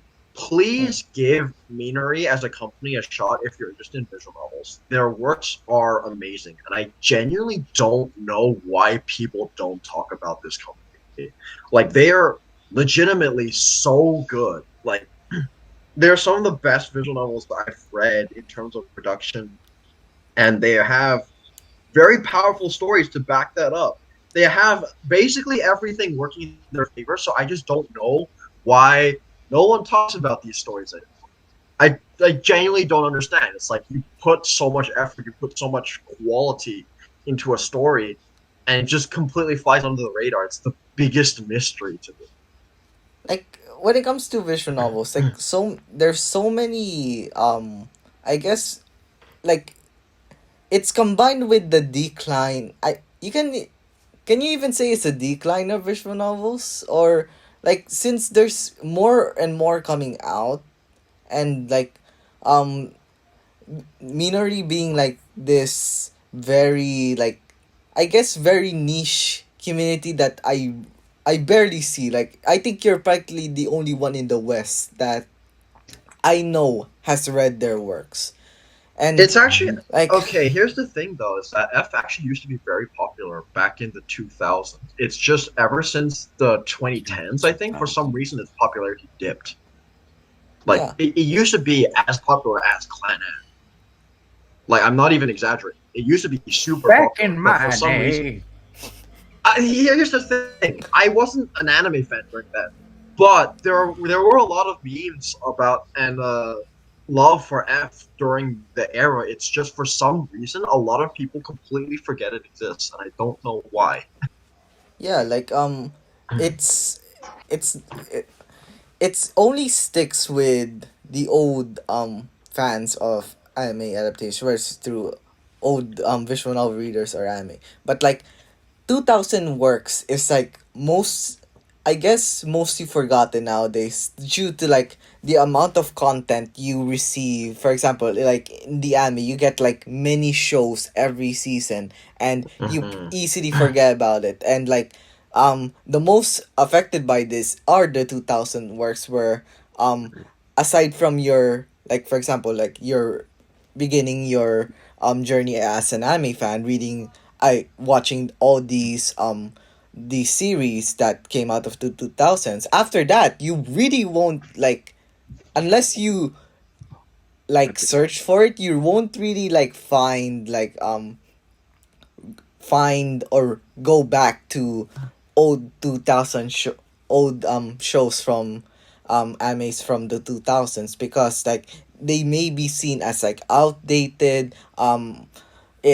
It can be generic, like, for example, like, you said Toradora, you can say that with the same thing as Seronos Kaima as well, since they tend to look outdated. Mhm. Index as well, the first seasons, they can be also counted, since they are from the 2000s, and Mhm. look generic. Like, only a few No. standouts, like, I guess Haruhi, Hey, Spice and Wolf, are light novels or animes that you can go back to, but like other than that, like there's only like a few things you would go back to from the 2000s that um I guess also like popularity would also play in a factor as well. So yeah. I can get that. It's just because I, from what I see, it used to be a very popular show, and I'm not talking about like a visual novel. It like as an anime adaptation, it used to be like regarded as one of like the most emotional stories in anime. For some reason, people just forgot it existed. I don't know why. Like, Yeah. okay, uh, I have a question for y'all. Have you all seen Makoto Shinkai? Like his films? Okay. Yeah. Yeah. Like, the most Yeah. popular one is Your Name, but Yeah. Oh uh, yeah, I like that guy. yeah. What Yeah, if I I like told you? that guy. I like Okay. that guy. Yeah, he's pretty cool. Personally, I'm a huge fan of him. What if I told you he used to work with Mm. He used to work with who? With Minori? Minori. The visual novel company I'm talking about. They used to work together. They trained him, and vice versa. Like they have the same style of visuals, and Mm.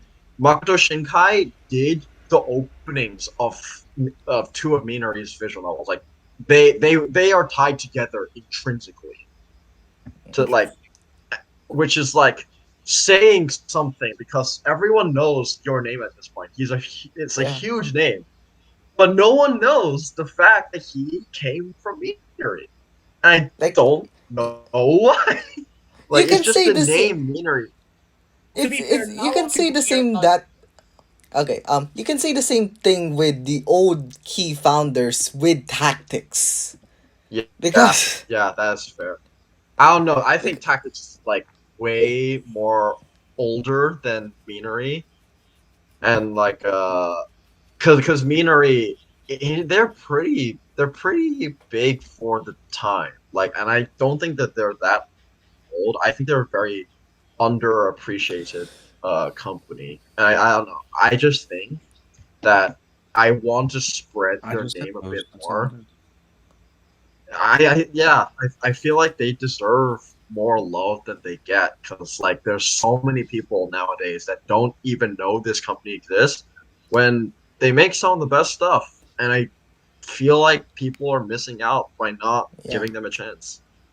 yeah. Like Yeah. I could say the same thing with I guess recent works.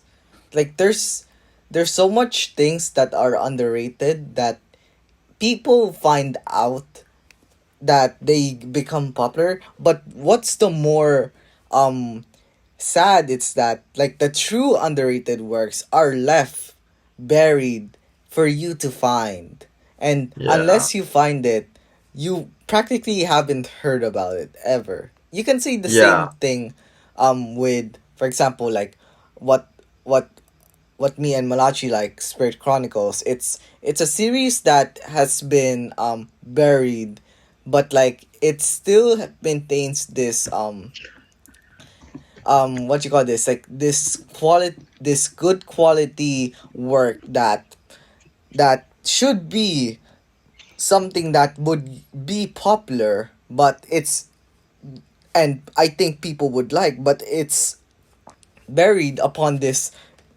um buried in this pile of underrated shit that you don't really find out about it. And it's sad. Yeah. The anime was also kind of sad. And Mhm. to add to that, like, what would you like more for a series? Becoming it so popular that you have these people that can be stupid as fuck. A lot more of it than your original fandom, or something that's buried it, and you can probably only keep it to a few circles of yours, or and be this chill community that you can just talk to and appreciate like their opinions whether you disagree or it with not, or not. Mm. Yeah. That's fair. I feel like I'm a pretty open guy when it comes to opinions, as long as they're not like just being a shit, like they're not just like shitting on people's takes, then whatever you feel like is fair game. Yeah. But yeah, I don't know. I feel like it's just hard to get a lot of people invested into something, which is a shame. But what can you do? Yeah.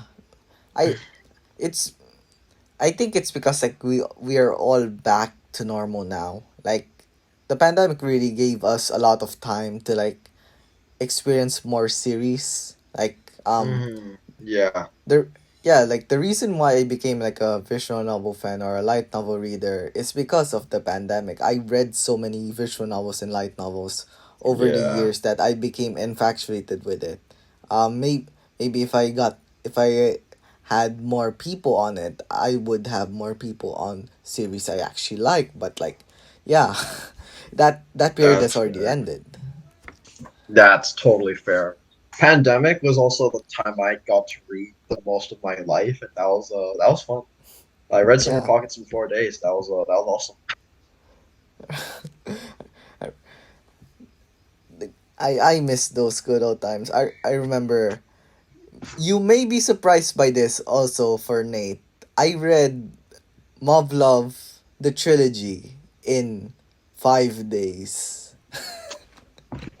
I actually did that as well, or like a week. I read the Mov Love trilogy in a stunningly little amount of time, according to people. Yeah. So you're not alone.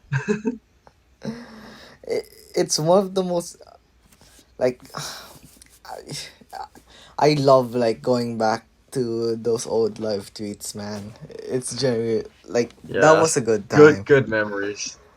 Yeah.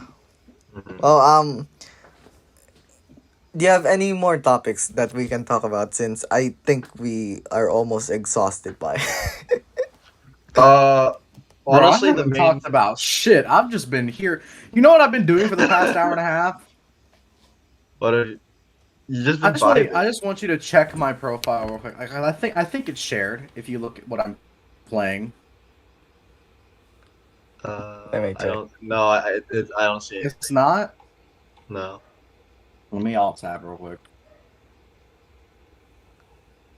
Have you Oh, been Have you been video gaming, my friend? I have been video gaming for the past hour and a half because No, but I have done jack shit this session. I'm sorry about that. it's Oh, fine. you're good. I'm uh, enjoying it. Like I'm just listening. Like yeah, uh-huh. I don't know what the fuck y'all are talking about, but this is interesting. going back, like there's something I would like to I guess talk about next is that like Manpig, this is Yo, relating to you again, but fair enough. like give me recommendations for something. For what? Kamen Like, Rider. okay, here's my baby. All right, so Kamen Rider is a very big franchise, but thankfully, it's not actually that hard to get into because here's the thing: it is not like a continuous series. Mm. Every single Kamen Rider is self-contained. You can literally start anywhere because it doesn't matter. Unless okay, there's one exception, and that is anniversary seasons. But obviously, you don't check out the anniversary seasons without checking the things that came before. But aside from the anniversaries, you can start whatever you want, whenever you want, as long as you feel like doing it. Yeah. And So like give me like a few examples and I'll check it if you out. want, okay, first I have to know what you're interested in because Kamen like Rider is so varied that you can enjoy so many kinds of things. like I I'm up to anything. Like give me like for example, like give me like a tone or something that or like a genre. Like like give me like those types of things for like All right. specific like So here's the series. thing. Kamen Rider is mainly split into four general eras. There's the Showa era, Heisei Phase 2, Mm. and the Reiwa era, which is the current era. Showa is basically the old Kamen Rider series that was like made in the prior decade, or not the Mm. decade, like 1960 we're talking about. This Yeah. is like Godzilla stuff. It's like really classic storytelling. This is generally not what a lot of people recommend to start with if you're not familiar, but if you're like an older fan of older series, you can absolutely start there. And if anything, you get a grasp at the roots of the series. But most fans start with the Heisei era, whether it be Phase One or Phase Two. Now, Mm. Phase One Heisei era is probably the most quote unquote mature era of Kamen Rider because whilst it was still targeted at kids, a lot of the content there can be pretty graphic for like it is pushing the boundary of quote unquote kids shows. You will have on screen deaths. There's a lot of character drama, and when I say on screen deaths, I do not mean like the cut to a screen and Mm. there's like an implied murder. No, I'm talking about you will see a character literally get killed on screen in a very violent way, kind of thing. It's not So going to like have any blood or anything, but it is tonally very. It can be pretty dark, and I don't want to make it sound like it's just edgy is the thing, but it's like it is it doesn't always feel like it's a kids show, but some people like that. So if you're interested in more like J drama stories, mm. you can absolutely start in the Heisei era. What I would recommend for Heisei Phase One is if you don't mind a slow start with really good payoffs, like the ending is really powerful and impactful. Kamen Rider Blade is a great choice. If you want Okay. to have a simple story that might be very slow, uh, Kamen Rider Kuga is a great choice. And if you want mystery, if you want like a Mm. mystery story, Kamen Rider Agito is the one I would recommend. Okay. But then we have Heisei Phase 2, which is what most people generally recommend to newcomers because Phase 2 is like they dial a bit back on the drama, but they still keep the core of why people like Kamen Rider. So it's like the good characters, the Mm. generally interesting storytelling is all still there. Like there are some great Okay. themes, some important, like some good storytelling anyone can enjoy, but they just make it more accessible and less like dark and gritty for every audience to enjoy. Whether you're Mm. an adult or a kid, you can still enjoy Heisei Phase 2. And Mm. these three shows are the ones a lot of people generally recommend to a newcomer. There's Kamen Rider Double, spelled W. There's Mm. Kamen Rider O's, which is spelled with three O's, and this is my favorite season personally. And Kamen Rider Force. They're basically universally loved by the fan. There's so many people who will say this is the best of Kamen Rider. And if you asked me personally, the one I would recommend based on personal bias is Kamen Rider O's. Because Kamen Rider O's is the show that got me into Kamen Rider, and it's also something that shaped my life a lot. So like I think if I have to pick, like I guess I would, can I go W before O? Yeah, absolutely. There's no continuity between the two. They're both Okay. completely standalone. It's like comparing Planet's Little Busters. Like you can start wherever you want. There's no Okay. continuity. The only thing that's shared is the name Kamen Rider. Okay. So like Yeah. so can I watch like W then Futopai then Yeah, O's, I guess. absolutely. Okay. Yeah, whatever works for you. Like, okay, Futo Private Investigation is actually a bit of an exception because that is a true sequel. Like that is following the events of the series of Kamen Rider Double. So that you will have to watch preferably after Double. You don't have to, but Mm. preferably you can. Yeah, okay. But again, wherever you want to start there. Like Kamen Rider has no restrictions. You can go in any season, you will be just fine. It is Okay. literally like what's the first keyword I should read? Like, yeah, I would recommend Little Busters, but you can you can choose whatever interests you the most. Yeah. Doesn't matter. Yeah. Though I would think the main three would be Clannad, Lobusters, and Summer Pockets. Like that's the Yeah. only. Like That's the main three, but you can still start with any of them if you really want to. Yeah, you can start with there's no Planetarian. issue. Yeah, exactly. Or like Planet. So yeah, that's Like, that's the same with Kamen Rider, right? Is that okay. you can start with O's or double, but you can also just do anything you want. It doesn't matter because there's gonna be something you'll love regardless. Like you won't love every series, but there's bound to be one that you will like. Like it's hard to find because it's just such a varied franchise. Oh yeah. I have like okay. This might relate to all of us, but like what do you like? This does not just apply to Kamen Rider, but like a lot of shows. Like what do you think of like a series you love has an unexpected large female audience? I think that's based. That's what they call based. Like I've seen like that one theater that's just full of housewives, and that's Yeah. That's basically like one of the earliest Kamen Rider series in the Heisei era, Kamen Rider Kuga. A lot of housewives watched Kuga with their kids because the main character was just so handsome.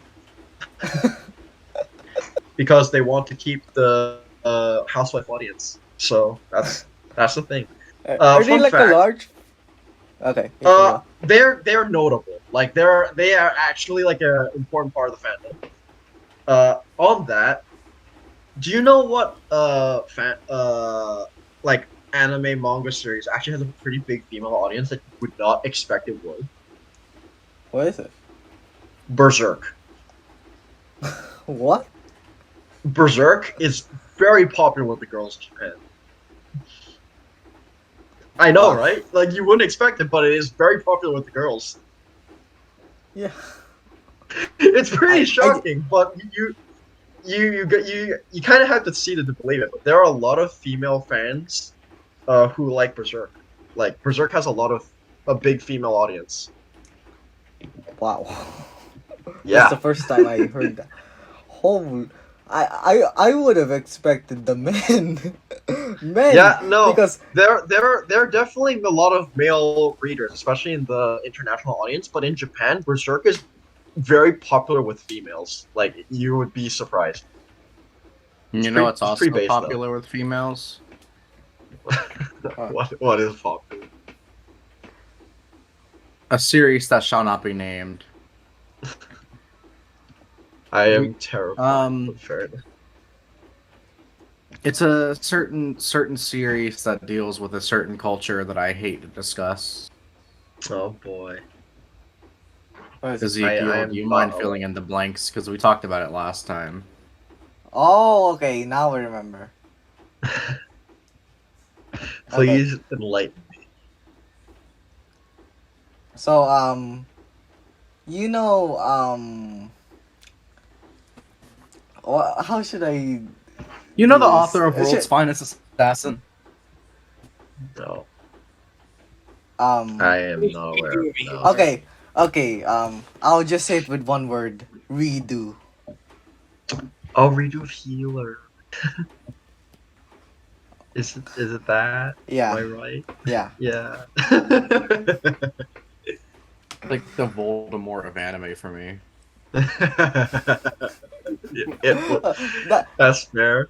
I've heard it's Yeah. pretty interesting. I have That not seen it. reminds me, like, I guess you can say like how big is visual novels with females? Like, like I have no idea. I don't have the information to base off of that, but there are definitely female fans of visual novels. One thing I can say, Key has a pretty big female audience for visual novel company. Like, okay, so in Keyverse, we used to have a mod. Like, we have a mod team, right? We used to have a female mod, and we also have like the owner. They identify as female, so they're also female. And yeah, I think Key in general just has a lot of female fans. Like you wouldn't like for compared to a lot of other eroge company or like visual novel companies, Key definitely has a big female audience, and it's not hard to see why. Especially like with how it's very based on drama, which a lot of girls definitely like. Based Mm. on my experiences at least. It's not Yeah. hard to see why Key has a big female audience, but I'd say if there's one company that has a big female audience in visual novel, I would say based on experience, Key is that company. How many others I cannot comment on. Actually, Type Moon also has a pretty big female audience, but not as big of a ratio based on my experience. Okay. So like I guess visual novels or eroges. I think another would be Alisov. Because like So I can't comment on that one because I haven't checked out because any of it. because I don't know what's the actual ratio, but like considering the type of like you know how like the dojins are very have like a very varying ratio between female to male. Uh-huh. So if I can apply that to eroge, I would think Alisov would be also have one with a female audience, considering like let's consider their staff. Yeah, Um yeah.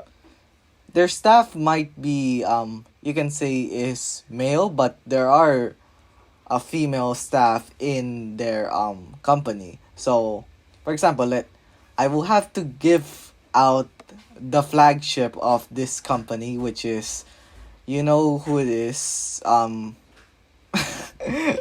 um don't. Ma- I'm very Manpig, lost. you're you know I think you know my favorite series besides Key. Rance.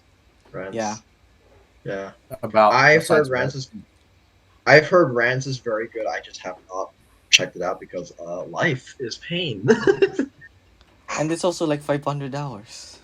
It is 500 hours. I've heard it's good, Like but It's only 500 hours. it's only 500 hours of your life. That's like a year, right? You can give that to a fiction story. I I mean, finished it in I'd two love to check it months. out one day. It's just I have responsibilities, and as much as I would love to, I cannot dedicate my entire life to fiction. It sucks, Yeah. but unfortunately, Yeah. I have to. So yeah, Yeah, like I finished it, like surprisingly I finished it all of it in 2 months. So that's an accomplishment. that is an accomplishment. That's really good. Yeah. Every single work from the beginning to end finish. And all I gotta say is that Peak. I I would say something like Trails I think is longer than Rants. I also Like believe that. I would fully believe that. Very recently started and finished the first Trails game, and that was a whole game. And that very clearly is not the full story. And I'm like, oh, this is gonna be long. I This is think gonna take a long time. I think the end of Code still marks the halfway mark Oh my god. of the entire series. Uh, Man, what Pig, have I gotten myself into? you can hop off it now, please. The issue is that I have an IRL who is watching me play this, and I don't want to let them down. I guess finish the Sky trilogy. Stop all your because here's the thing. They bought me the game. When I finished that game, they bought me the sequel, and I'm like, well, I can't waste their money now, can I? And Man, I am Pig. enjoying myself, so I think I'm fucked. If you're going into a deep rabbit hole that will take you probably at least 1,000 hours by the end of it, probably even 2,000,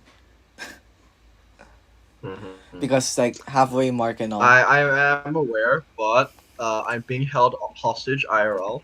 I can't let my friend down, and he always accompanies me when I play the game. It's a bonding experience, and I am trapped. Help!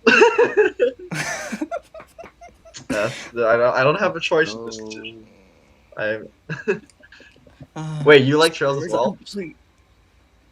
Sorry, what? You like trails as well? Oh, I have no idea what the fuck that is. I just finished playing the match that I was playing. Fair enough. Yeah, Okay, like so basically, Trails is like it's an RPG series, and it's really popular. like first of all, I hate the fandom so much. I have no comment on the fan. I've heard from my friend that the fandom can be terrible. I have no comment on it because, as far as I know, all of my friends who like Trails just talk to me about it, and I don't know. I enjoyed it with them, and they're not terrible people, so I don't have any problems so far. As I've someone heard that who is not the case in generally, but that's why I have interacted with them. as My someone who circle is good has enough for me.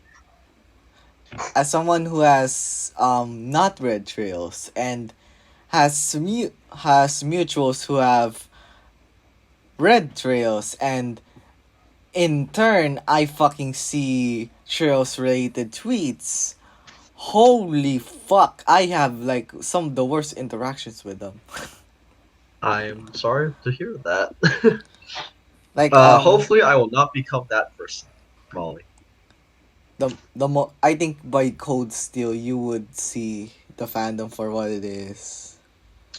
Uh, maybe, but like so far, I'm very happy with my few friends who really like the game, and they are very cool. Oh Uh, yeah. so Oh, I don't mind. I don't know if I'll get into the bigger fandom, but in terms of like my IRLs and close friends that I'm very acquainted with, I haven't had any trouble so far. okay. Like in and Um out of trails, I get along. So yeah. okay. Okay, here now I've never talked about this topic before with others, but like this can relate to all of us. Like that what series you think that someone has read will eventually read this other series? Because my answer to this would be Clan fans checking out other keywords because they're so similar, but that hasn't happened. I don't know why. I don't know. Because for I feel like because from when someone checks out something, it's like they don't usually use it as incentive to check out other things that are similar, which I can't relate yeah, to because that's what I do. But yeah, because like there's this recent trend of like people that I see go from Mavlov to Utawa to fucking Trails. Like that's the stage I process they have to go through. don't know that. I don't. Okay, to be fair, I don't know that many Marvel fans because I try to actively avoid that fan. But what I can say is, based on my experience, I got into Utawa for Utawa specifically, and I Mm, will say, people who like Uta do tend to really like Trails as well. yeah. But Love is a first for me. Like I've consumed Love and Utawa and Trails. At least from my end, I have not seen that many shared fans of Utawa and Love. It is Because very like trail my okay, like again, the people who like Trails are the same people who also or in my friend group who like Utawa. Like though that's mm, definitely shared. I mm. just don't see how Marvel fits into the equation personally. Like at least from my end. Yeah, like that's a mystery to me. Because like I've seen people who are into Mavlov go to Utawa to read it. It's I've it's not, jarring. I've not, but I mean that's just my experience. I can't comment on that. Yeah. Um. Oh yeah. I can we talk about like I guess like Manpig, like I've never seen Yep. you like aside from like a few, like what are the light novels you read? I'm I curious. don't. Here's the issue: is that, as I said, I don't read light novels much because I have ADHD, and reading a book is the hardest challenge you will ever give me in my life because I can't for the life of me focus. Uh, This there are this why only you're. 2 light novels that I've completed. Mm, World End, as I've mentioned, and the other is the mm. Yuki Yuna series. And that Oh. is everything that I have truly completed because every time I try to pick up something else, I can't focus and I eventually just realize I'm not having fun anymore. Yeah. I'm not good at reading. That I read visual novels because visual novels have lights and sounds. If you take those away, and it's actually the same problem I have with manga. I actually can't read manga Oh. because of the exact same reasons. I need visuals and sounds to enhance the experience, or else I just have very big trouble getting through. I'm curious about that. Like, I we can talk about Prima though. Um, Prima how doll, because yes, like sure. I heard you read it, right? The visual novel, yeah. No, I mean the web novel, Oh, the the web original. novel. I read up to a certain point because, for one, it wasn't properly translated, and the translation wasn't really complete, and I was like, Mm, this is not going to get a proper translation anytime soon. So I might as well scrounge out the little Japanese I know and just try and get through. And I did that for up to a certain point, and I realized this isn't working, and I just stopped. mm. Yeah. But To like be fair, as well, the Prima Doll web novel is mostly slice of life, with the exception of the backstories, which were adapted to visual novel format, anyways. So mm, it's like, yeah, doesn't really matter. but like um that is like that's sort of a mystery. Like Mm. I don't know like how hard it is for other people, but like for me like me Malachi and Nate, I think we all can like pick up a light novel and I guess finish it That's depending totally if fair. we like or not. And that's just a case of a different audiences and different ways of you enjoying mediums, and everyone's brain works differently. I just have more trouble with it than the regular person because I can't sit still for 5 minutes of my life. That is valid as fuck. Yeah. You don't Uh, even understand how valid that is because I also have ADHD. yeah, I that's the issue. It's like, I don't know. So it works for some people, and if you do That's that, why I'm that's doing totally something right fine. now because I'm so fucking bored.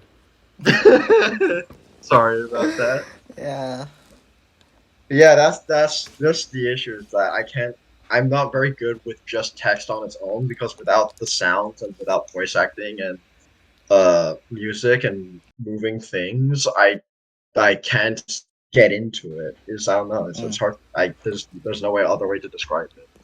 yeah. I'd say my favorite light novel series is the Yuki Yuna series, but that's also because that came from an anime, and the anime is so good that it made me want to like fight through the light novels, which I did. Fight through them. Just Yeah, motherfuckers throwing Uh, I punches. dude, I took like a year to finish one singular volume of Yuki Yuna, and that is my favorite light novel series. Oh, actually, no. There's another one I've read. I've read Wiki Pop.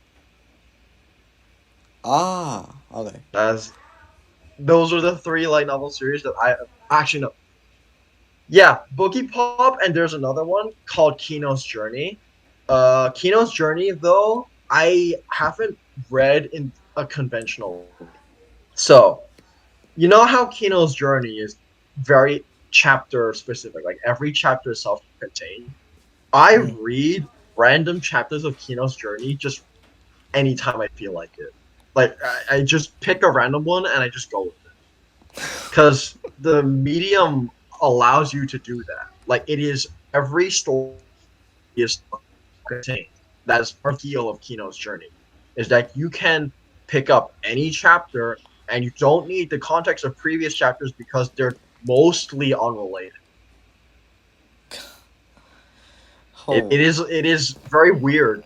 The structure is very weird, but the story is designed that way that you can pick up any volume and any chapter in that volume is completely standalone.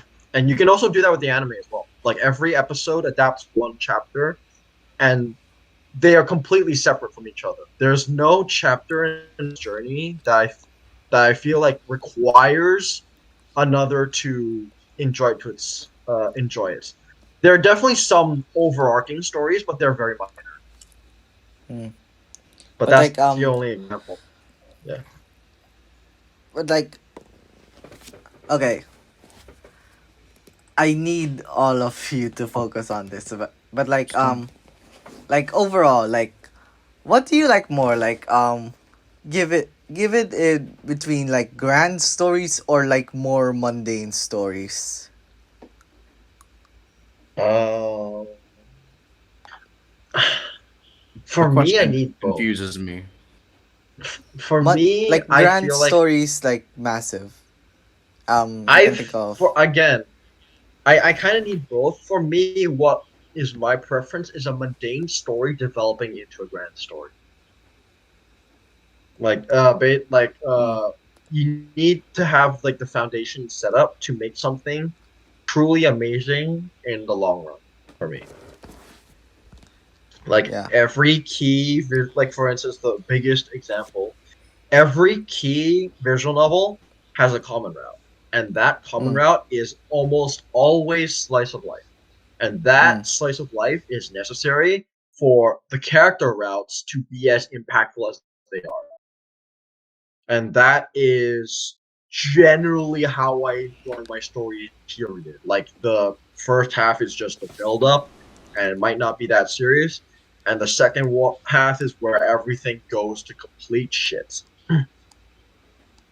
Yeah, have you guys Though checked out Steins Gate? yeah. The only the anime. Yeah, How about you two? that's an Nate. example of that as well. Hey Nate. Yes. Like what do you think of the question? Of depression? Of the Question. question. Oh, question. I'm so confused. I'm about to go. No, no, back. no. Of depression. It's of depression, not depression. It's depression. What do you think of depression? I think we should talk about 11? happiness. Okay. So we should take Barney Stinson from How I Met Your Mother Life Advice because this is totally. If you're ever not happy, stop being sad and be happy instead. There. Number okay. Now I love how like I remember like a single quote from Subahibi that Just live you know the happy. quote. Yeah, live happily. Uh, I love how fucking ironic this is like because like the journey to get there is so fucking disgusting That's at some points. that's super heavy. That's just super heavy for you. It is a fun. It is the fun. But yeah, what do you think is the question is like what kind of story would you prefer, I guess? Is what Ezekiel's trying to Like ask. grand or mundane. I usually like grand stories. Like, yes, I do like some of the slice of life, but in the end, all my favorite series are usually mostly giant adventures, or usually like some grand final battle. I'd say for me it's similar to Manpig. Like a mundane story forming into a grand narrative. Because I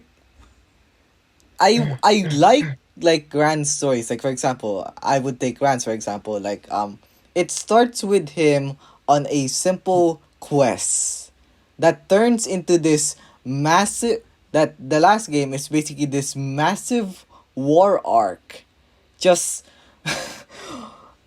that just gives everything. This is why it's the longest video game ever in video game script ever. It's because of how large the scale is and how large the cast is.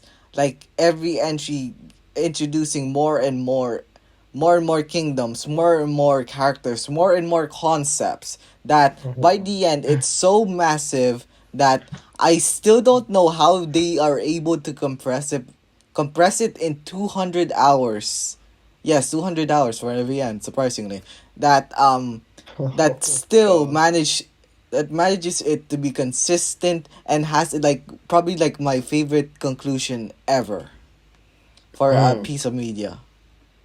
That's more than valid. Yeah, I can definitely see a series like Rance doing that. It's just time.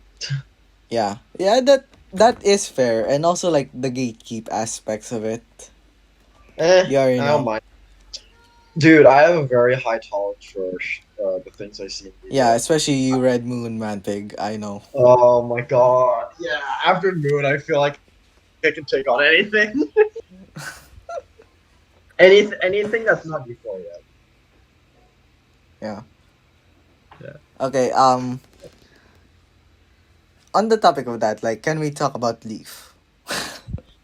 Yes! Oh my god. Oh my god. So, uh, for those who don't know, Leaf is a visual novel company. Have you guys read Leaf? I highly doubt you have, but have Yeah. you? Like Like, have they checked out Nate, Utawa? No? definitely not. Like Nate, um I recommend you play Uta or White Album 2. Like that's basically like the simple beginner guide to Leaf, like from what I've seen. Why do you have a Because White Album 1? Why have a White Album 2? Actually, on that, Let me hold down W key. Like, the reason people recommend White Album 2 before White Album 1 is because White Album 1 is untranslated. Oh, That's I not going thought to be there the was case. a White Album 2. I thought it was there was only White Album 2. There was a White Album 1, so I was No, thinking there's a White Album 1 and 2, but they are separate entries, and 2 just happens to be translated. That's not going to be the case soon. We are yeah. very soon. Okay, so I am a guy who is a big fan of Leaf, all of the works. I love Mm, Utawa no Mono, of course, that's what got me into mm, Leaf, but I like this company in general. The big curse about Leaf is that aside from Utawa no Mono, they have never gotten any official localization at all. yeah. And I don't know why. This is one of the biggest and most important companies to ever exist. Just give me a bit. I'll be Mm, right back. Yeah, yeah. let's edit this. So like to add to that, Leaf is basically you can say one of the main visual novel companies alongside Key, Type Moon, and Aj, in a sense. Like they're basically one of the reasons why visual novels have I guess you can say have more moigays or dating root like visual novels as it is, because like for example like their first success is Two Heart, which is I guess like what what influenced other series more to go that route. Like Manpig, can you continue on this? I'm back. Sorry, I didn't hear what you said just now. Can I you was talking repeat about that? Two Heart, Right. basically. Okay. To get into Two Heart, I have to talk about all of Leaf. So, for those who don't know, Leaf invented visual novels.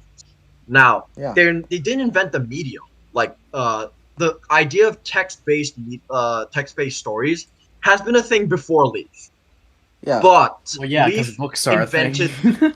Yeah, no. Like, I'm talking about text-based adventure games, like specifically for video games and stuff. Yeah. But Leaf invented the term visual novel. They coined the term, and they made one of the first in the form of Shizuku, which is like a very light horror mystery that you can basically treat it as a B horror. It's not like particularly serious, but it does have some very heartwarming moments, or not Mm, heartwarming. heart-wrenching moments, should I say. Like, unexpectedly heart-wrenching, but the rest of the story is just very ridiculous. Yeah. And because of that, they are very important because they literally invented the term visual novel. And Yeah. whilst the idea of a dating simulator was invented by a franchise called Tokimeki Memorial, Leaf Konami. is the company that took the idea of Tokimeki Memorial and put it into the visual novel format that we know today. Like, you know how all girls have roots, and the way you get to the Mm-hmm. root is you talk to that Choices. character and you try to get their affection points, right? Mm-hmm. Leaf invented that system. And it's from a series, as Ezekiel was saying, called Two Two. Hearts. And the entire concept of Two Hearts is that you are a protagonist who is their own character. It's not a self-insert, because in Tokimeki Memorial, the main character was basically like Red from Pokemon. It's like they were completely silent. You are the protagonist. Mm. In Two Heart, the main character was their own character, and the way you have to the way you win the game is you have to get into the hearts of each of the heroines by understanding them and clicking the correct dialogue options. Now you might be thinking, isn't that just every visual novel now? Yes, it is the visual novel system as it is now, but the reason it's become this way is because Two Heart invented that formula. Because of Two Yeah. Heart, every single visual novel after it follows this formula. It literally invented Galgame. So this Yeah. is one of the most important companies to ever exist in the visual novel history. Yep. Like, visual Now. novels would not exist in their current form without Leaf. Yep. Talking about that. Fun fact for the rest. That's the reason why I think most games in Japanese are, most visual novels are called adventure games, because Yeah, like there's a difference between, um since Leaf has the visual novel series, they and not really like has this term of visual novels in the West, like we do. Yeah, there VNs there are yeah, basically called adventure games. yeah. The term visual novel is less used in Japan. It's definitely is used, but Yeah. it's definitely more popular in the West. But the thing is, the term visual novel was still invented by Japan. It's just not as universally used as in the West. But Yeah. basically, Leaf is one of the most influential visual novels to date. And despite that, they have not received that many translations. They have received a total of three things that are translated. There's the Utawa no franchise, and that's the one that gets the most love. There is a Mm-hmm. fan trans nice.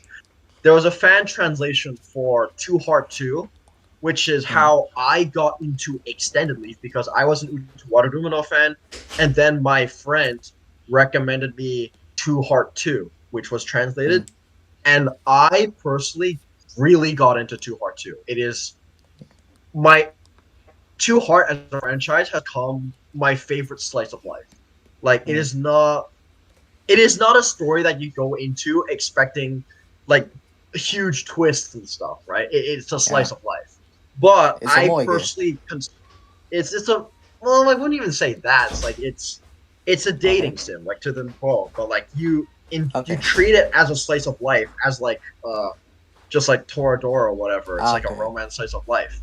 And you just enjoy it. And I would consider the Two Heart franchise my favorite. Like, it's just so good because the characters are really, really good. Like, they're just really hard to dislike. And especially in the Yeah. first game, because I got into Two Heart and that got me to pick up Two Heart 1 as well, which is not translated for the record.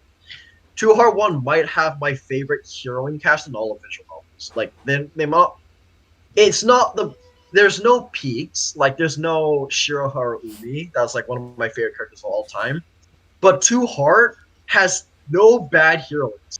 There's not a single heroine in Two Heart that I would rate lower than a 7 out of 10.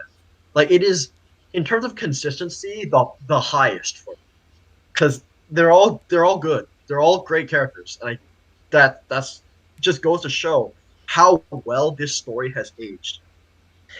Yeah. And there's, as Ezekiel said, there's White Album 2, which is the Yep. recently got a fan translation. Now, I will admit, Kodokanai. I have not seen White Album 2, and there's a very simple reason for that, which I will get into now. For after so many years of not having any content, Leaf, out of the complete blue, announced the translation for White Album 1, an official one. This is the first visual novel, like, from Leaf that isn't Utawa no to get a translation. And since Utawa no is debatable because there's an RPG element to Uta, Yeah. some would even argue that this is the first Leaf visual novel to ever get a translation. And that is huge. Like, the Mhm. reason I did not want to pick up White Album 2 is because I wanted to read White Album 1 first. Because apparently, while White Album 2 is the better story, White Album 1 is the better introduction because it sets the standards that White Album 2 takes the same concept but makes it better. And because of Yeah. that, I've always wanted to start with White Album 1 first instead. Yeah. And Like yeah, you first. okay. Okay. So White Album 2 and 1 have different writers. The writer for White Album 2, Fumiyaki Maruto, was inspired by White Album 1 and decided to work with Leaf to make the White Album 2 that we know today. So he took I he took the concept of this melodramatic romance. Like you can say that it White Album is like a very different visual novel compared to like the dating sims or galgays that typical two heart Mhm. to make a comparison. So Yeah. it's very melodramatic, but um so White Album 2, while I can't say without spoilers, it's a sort of one of the greatest melodramas I have ever read, and are probably like my favorite overall. Yeah, I've Because like heard it's pretty good. and like they took that alongside a few songs from the original White Album, which I'm very interested to like listen to, since like for example the White Album song plus Powder Snow are in White Album 2, like to give Yeah. like, so I really want to know like the original context of those songs and how they were made. So Yeah, yeah, definitely. one of the few Yeah. things I'm very excited to see when it Yeah, comes to one reading White thing Album. that yeah, I also agree. I'm really looking forward to White Album 1 because I want this to be the introduction to this franchise. But probably the even more important thing is that now that we've confirmed Shirobune, who are the localizers of White Album, are making a Leaf translation, there's infinitely more potential for the entire Leaf library before that to get localized as well. And Yeah, like, we are talking about one of the most biggest and most important libraries that the West has never touched until now. Because again, it's just Uta and the popular sequels, which are Two Heart 2 and White Album 2. Those are mm-hmm. the only Leaf stories that have been brought over. We do not have Two Heart 1. We do not have Shizuku. We do not have Kizuako. We do not have Komipa, Comic Party, and we do not have Roots. There are so many Leaf titles that have their own influence and mark on the history of visual novels that Western fans have never been able to touch because they've all been untranslated. Yeah, So the potential that all of these works can be consumed and experienced now is now on the table. And that's huge. Like, this is massive. We are potentially seeing a new renaissance for Aquaplus and Leaf Yeah. because now there's the potential is all infinite, and even more on that, the developers Aquaplus have stated interest that they want to bring these older series back to life, and also by doing that, they also want to make new entries, like new additions to these franchises. They want to make potentially a Two Heart 3 or Or the 1-3. or White Album 3 or even more. Like they might make a new story entirely because they haven't done that in a while. They have been focusing on Utawa for a very long time at this point. A So decade. More than a a decade. decade, yeah, exactly. So there is even potential to have a new Leaf slash Aquaplus series that we've never seen before. Yeah. Which, as a fan, I couldn't be more excited. Yeah. Like Thank you. Nate, please mute your mic, I swear. Okay, so alongside Shirobune, they also announced like a few things as well, including like visual novels that I didn't expect. Especially one, I swear. I am surprised they actually want to do a global release of that. Which one? One remake getting a global. It's literally just called One. The visual novel is called One, Oh, as in uh One. ONE One. Yeah, basically, One is a story that was made by Key before Key was formed. It's essentially a Key work in everything and in every way except official, Mm-hmm. because the interesting. license belongs to another company, and it is getting a remake. Uh, Now it was announced last year. It just got a remake out of nowhere, Mm-hmm. and they're this remake is gonna be dropping in December, and it will be not just in Japanese, but also in English and Chinese, and you can buy it on Steam on release date. Fun. That's incredibly rare. Like that's incredibly rare, especially since the company that owns One, Nexton, is not a very big visual novel company. Nate, Yeah. you might want to mute your mic when you're sniffing. Sorry. This is Okay. good. So, But you yeah, can continue. essentially, the One remake is getting brought over, and Shirobune is bringing this whole franchise to the West when Japan gets it, which is Insane. huge because this is not a company with a lot of money. This is a very no-name company. And I still can't believe I think the only one I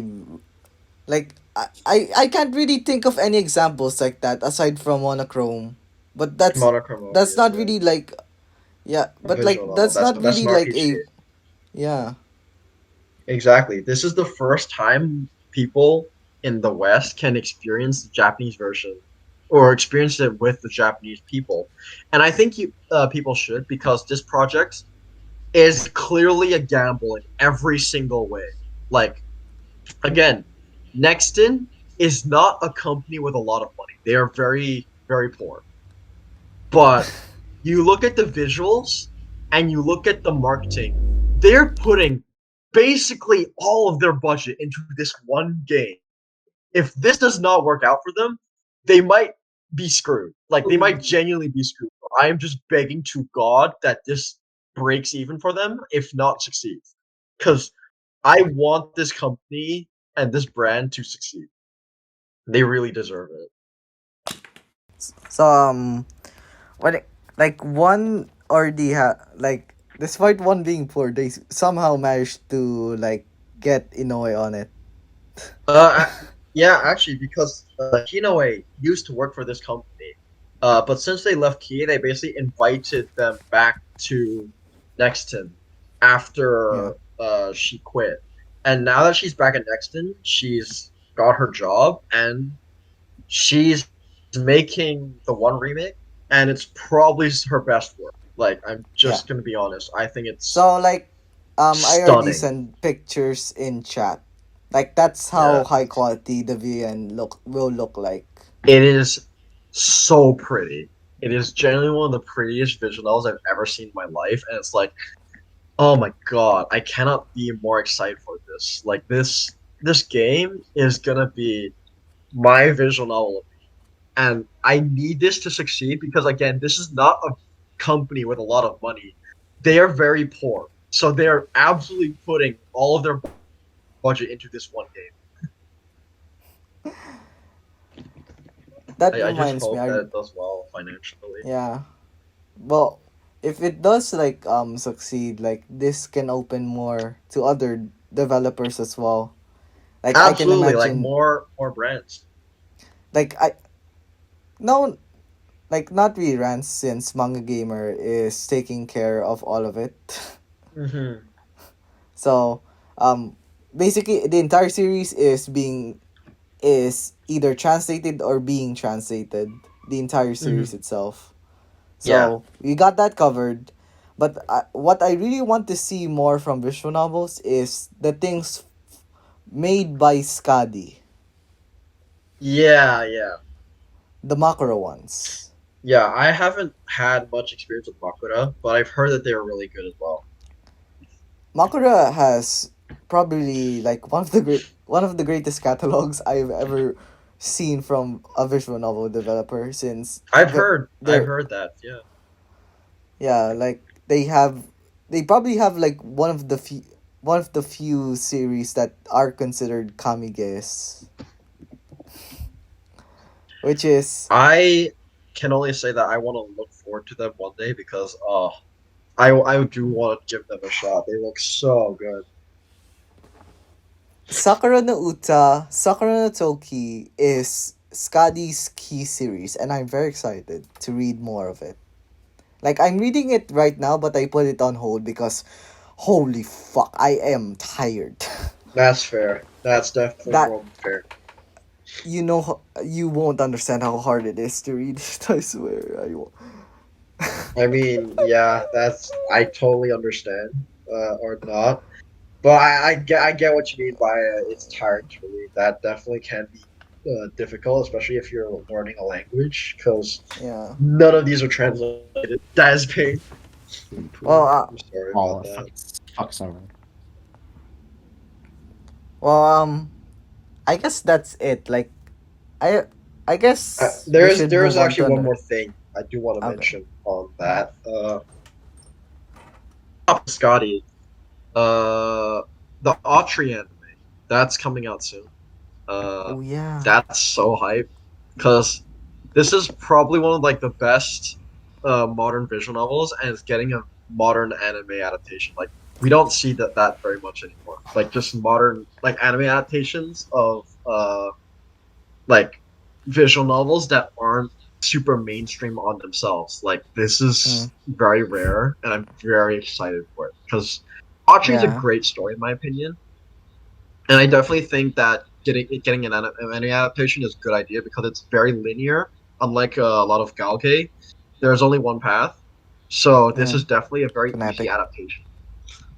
Yeah. Another thing is Type Moon is also getting an anime adaptation. We're getting the Mahoyo adaptation in the films, and that might come out soon because literally this morning, Type Moon announced that they are making Type Moon Ace Volume 15. Now, what is Type Moon Ace?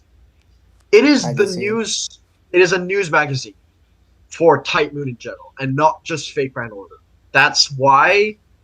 That's why it's like every time there's a Type Moon Ace coming out, it's exciting because that means we are getting something that's not related to just Fate. Like it is Mm, guaranteed.